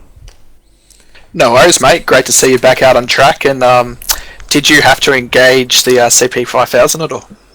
Oh, I did. to be honest, Dave. I did. Unfortunately, I accidentally gave Tyson a bit of a touch up into turn 1, which didn't. I had it all locked up and just gave him a slight nudge, and it was a half spin, but then he got collected from behind. So big apologies to him. But yeah, he was the sole victim of the CP 5000. Anyway, mate, too many questions to go with that. So, great to see you back out on the track, mate. And yeah, I hope to see you next round at Bathurst. For sure. Thanks, guys. I'm not game to ask what a CP 5000 is on air. You might be able to tell me when we get off air, Dave. Yeah, maybe another time. Yeah, fair enough. Our final interview tonight is Thomas Hinds. Welcome, Thomas. You came home tonight in 18th position, 1 lap down, and it looked like a pretty tough race out there for a lot of guys. How did you go at the start? Were you involved in that big accident, or did you manage to avoid it? Hello, guys. Yeah, no, I was involved. I looked back on the broadcast there just a little bit. I was having a look back, a little cheeky watch back of it, and I noticed that he called Sean tumbling. That was actually me. It wasn't Sean managed to get out of it unscathed, but I just got absolutely murdered, basically, in the crash. So yeah, I wasn't able to avoid it, so I had heavy damage after that. So I had to pit straight away, unfortunately. So I went down a lap, and I mean, after that, my race was pretty much hosed essentially after that crash. So I just kept plugging away, and was just trying to make up what I could. When the safety car came out, I was able to get my lap back, which is good. But then I was hoping another one would be called, so then I'd be able to actually catch up with the pack, but it didn't happen. So I had to pit in the end to get the fuel at the end. And yeah, brought it home, I guess, for top 20. I guess it's not bad. I'll take it, considering that my race was pretty much compromised from the get-go. So yeah, maybe it was a bit interesting though, having to pass people that were faster within, but they're a lap ahead of you. So it's a bit awkward. But yeah, it all worked out. I managed to not get involved in anything else, which was good. So yeah, I enjoyed it overall, despite it being a bit of a rough start. Oh, that's good. Yeah, it was definitely a rough start, and sorry we miscalled that, but we definitely saw your car tumbling down the track. That's for sure. But it was a full-on accident. I think it took out probably half the field. So yeah. But apart from that, the rest of the race, how did that go for you?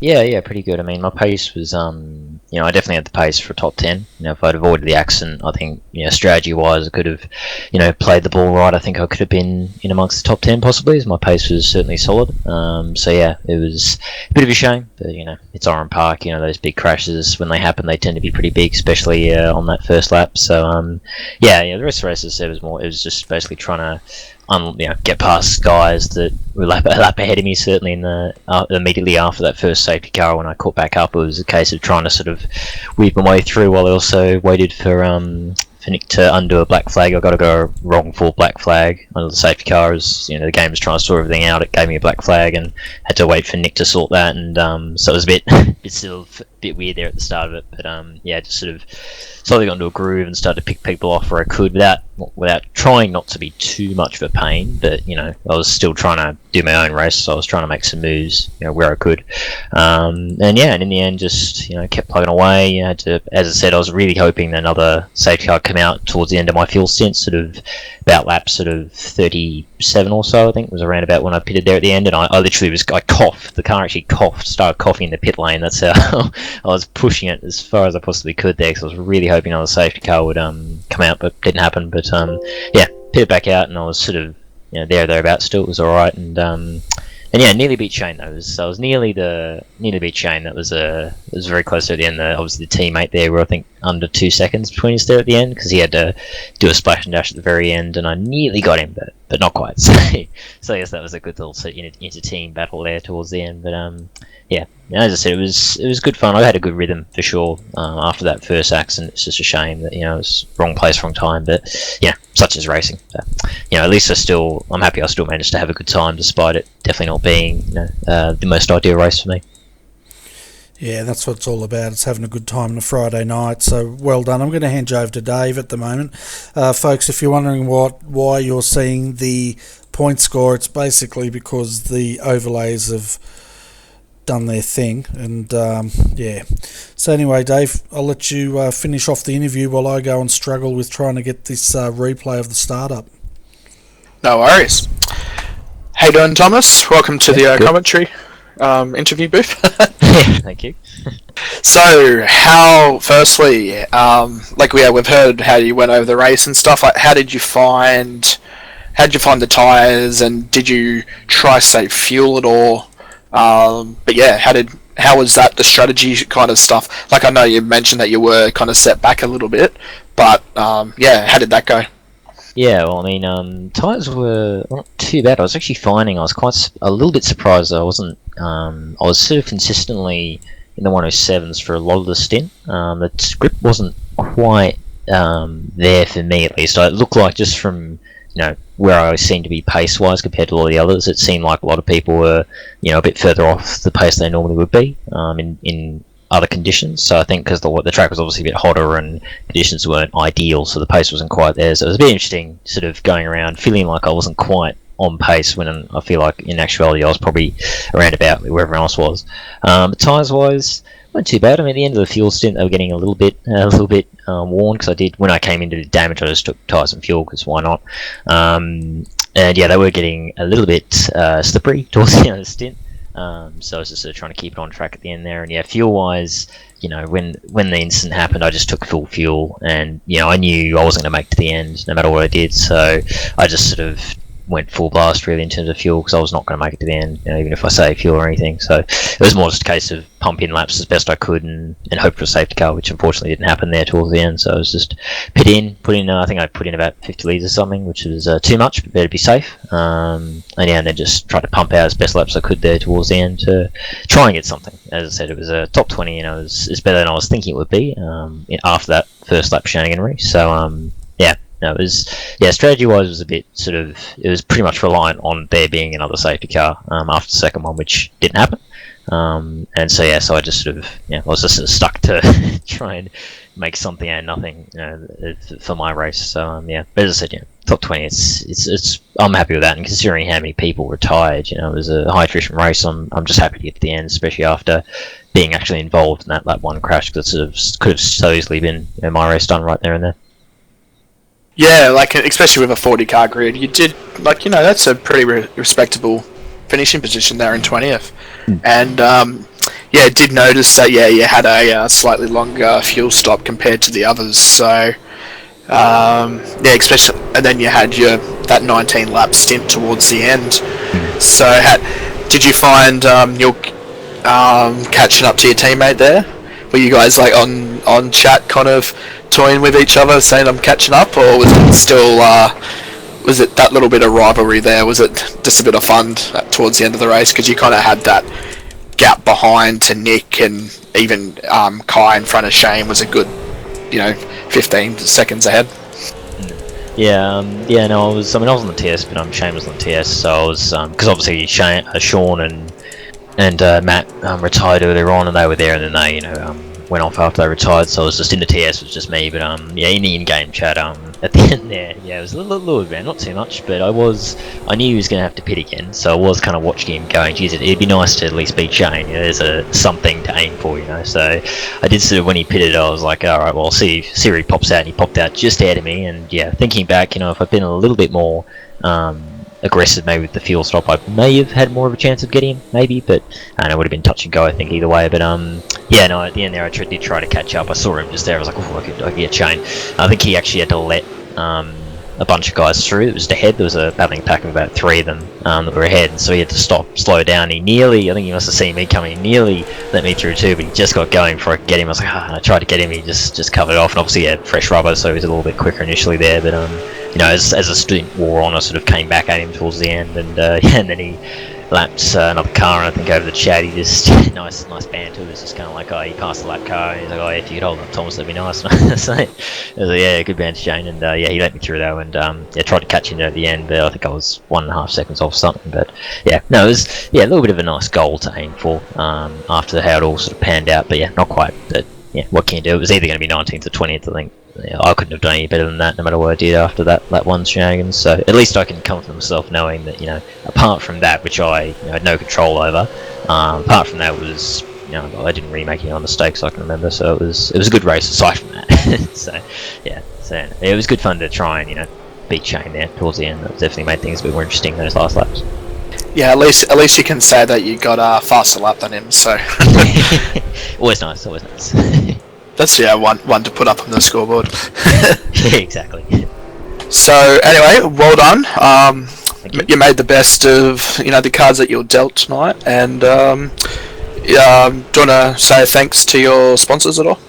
Yeah, thanks to GTI and Carney, always great sponsors for the team. Really big thanks to them. Really make the cars look very pretty. I've got to say that Carney and GTI sponsors are fantastic on the cars. They look super pretty. I really like the GTI one that's like around the Ford. It just looks beautiful. But big thanks to them, and big thanks to the team as well.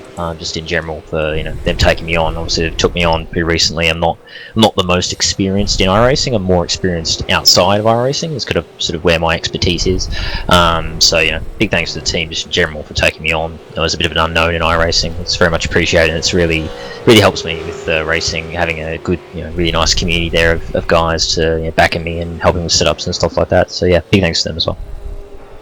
And just a more of a fun question: do you blame Sean for that first slap accident? Was it Sean's fault? Yeah, it was Sean's fault. Definitely Sean's fault. Yeah. Everything's Sean's fault, apparently, isn't it? Yeah. Hashtag Sean's fault. Yeah. I think in the background there, he was telepathically he somehow caused it. I think no, it's Sean's fault. Don't worry. No, all good. Yeah, no, it's as I said, thanks to the team and the sponsors and everything. But looking forward to next round of course Bathurst, so the big one, which will be interesting. So I haven't actually really driven the V8 much around Bathurst, I'll be honest. So it'll be fun, I'm sure. But hopefully better than this one. But as long as there's no big turn one or lap one shenanigans, it can only get better from here. Well, and another thing I just noticed on the championship results is that race you actually jumped up 19 positions in the championship there, so you're up to 37th now, so sweet. You're the second highest jumper, with Craig Jones jumping up an incredible 37 positions. Oh wow. So you're doing well. So I think it's another few weeks left, so you never know, you could try crack into top, because I think you're 37th at the moment, but you could crack into a top 25 if you play your cards right. So that'd be great. Considering I've only really come in like the last few races, I'd be really happy with that. That'd be great. So that'll be the aim, I guess. Aim for Bathurst, get top 25. So see how we go there. You never know. Obviously, being Bathurst, who knows? Yeah, Bathurst is a cruel place. Oh yes. Anyway, we'll pass you back over to Bernie. Thank you, Dave. Yeah, thanks Thomas for popping in. I think you've given a shout out to all your sponsors, so we'll say good morning to you and let you go so we can start to wrap up the broadcast. Yep, thank you, Benny. Thanks for having me in, guys, and good broadcast as always, and thanks for coming on for the series. So look forward to seeing the next one. No worries, and the next one's Bathurst, so that's going to be definitely interesting. Well, Dave, hashtag Sean's fault. I tried to get the start of the race up, but my iRacing replay only kicks in at lap 4, would you believe? I can't get back to the start of the race, so I'm pretty annoyed because I was going to use it as my classic intro video, but looks like we won't be able to do that now, folks, so very unfortunate. I'm as disappointed as you guys, but if anyone does have a replay of it, definitely let me know. I'd love to get a copy of it so that we can use some of that footage on our broadcasts. But anyway, let's have a look at our point score as it stands at the moment. So after this round, basically, Ian Ford has jumped Riley Blythe. So Ian Ford's now leading on 1,509 points, and Riley Blythe sits in second on 1,470 points. Jumping up into third is Brady Myers on 1,175 points, and Mitchell McLeod was in third. He now drops down to fourth, and he's on 1,085 points. Rounding out your top 5 is Glenn Postlethwaite on 1,074 points. Big movers tonight. Well, there's a few winners there. Brian Borg jumped 3 positions up to 6. Luke Harvey jumped 3 positions up to 8. And looking further down, Bruce Keeley up to 11th, 3 positions. So did Brenton O'Brien. And Henry King jumped 8 positions up to 16th. So did Jaden Borg into 18th. But the big mover is Craig Jones, as you said, Dave. He's jumped 37 positions and he's now sitting in 32nd with 352 points.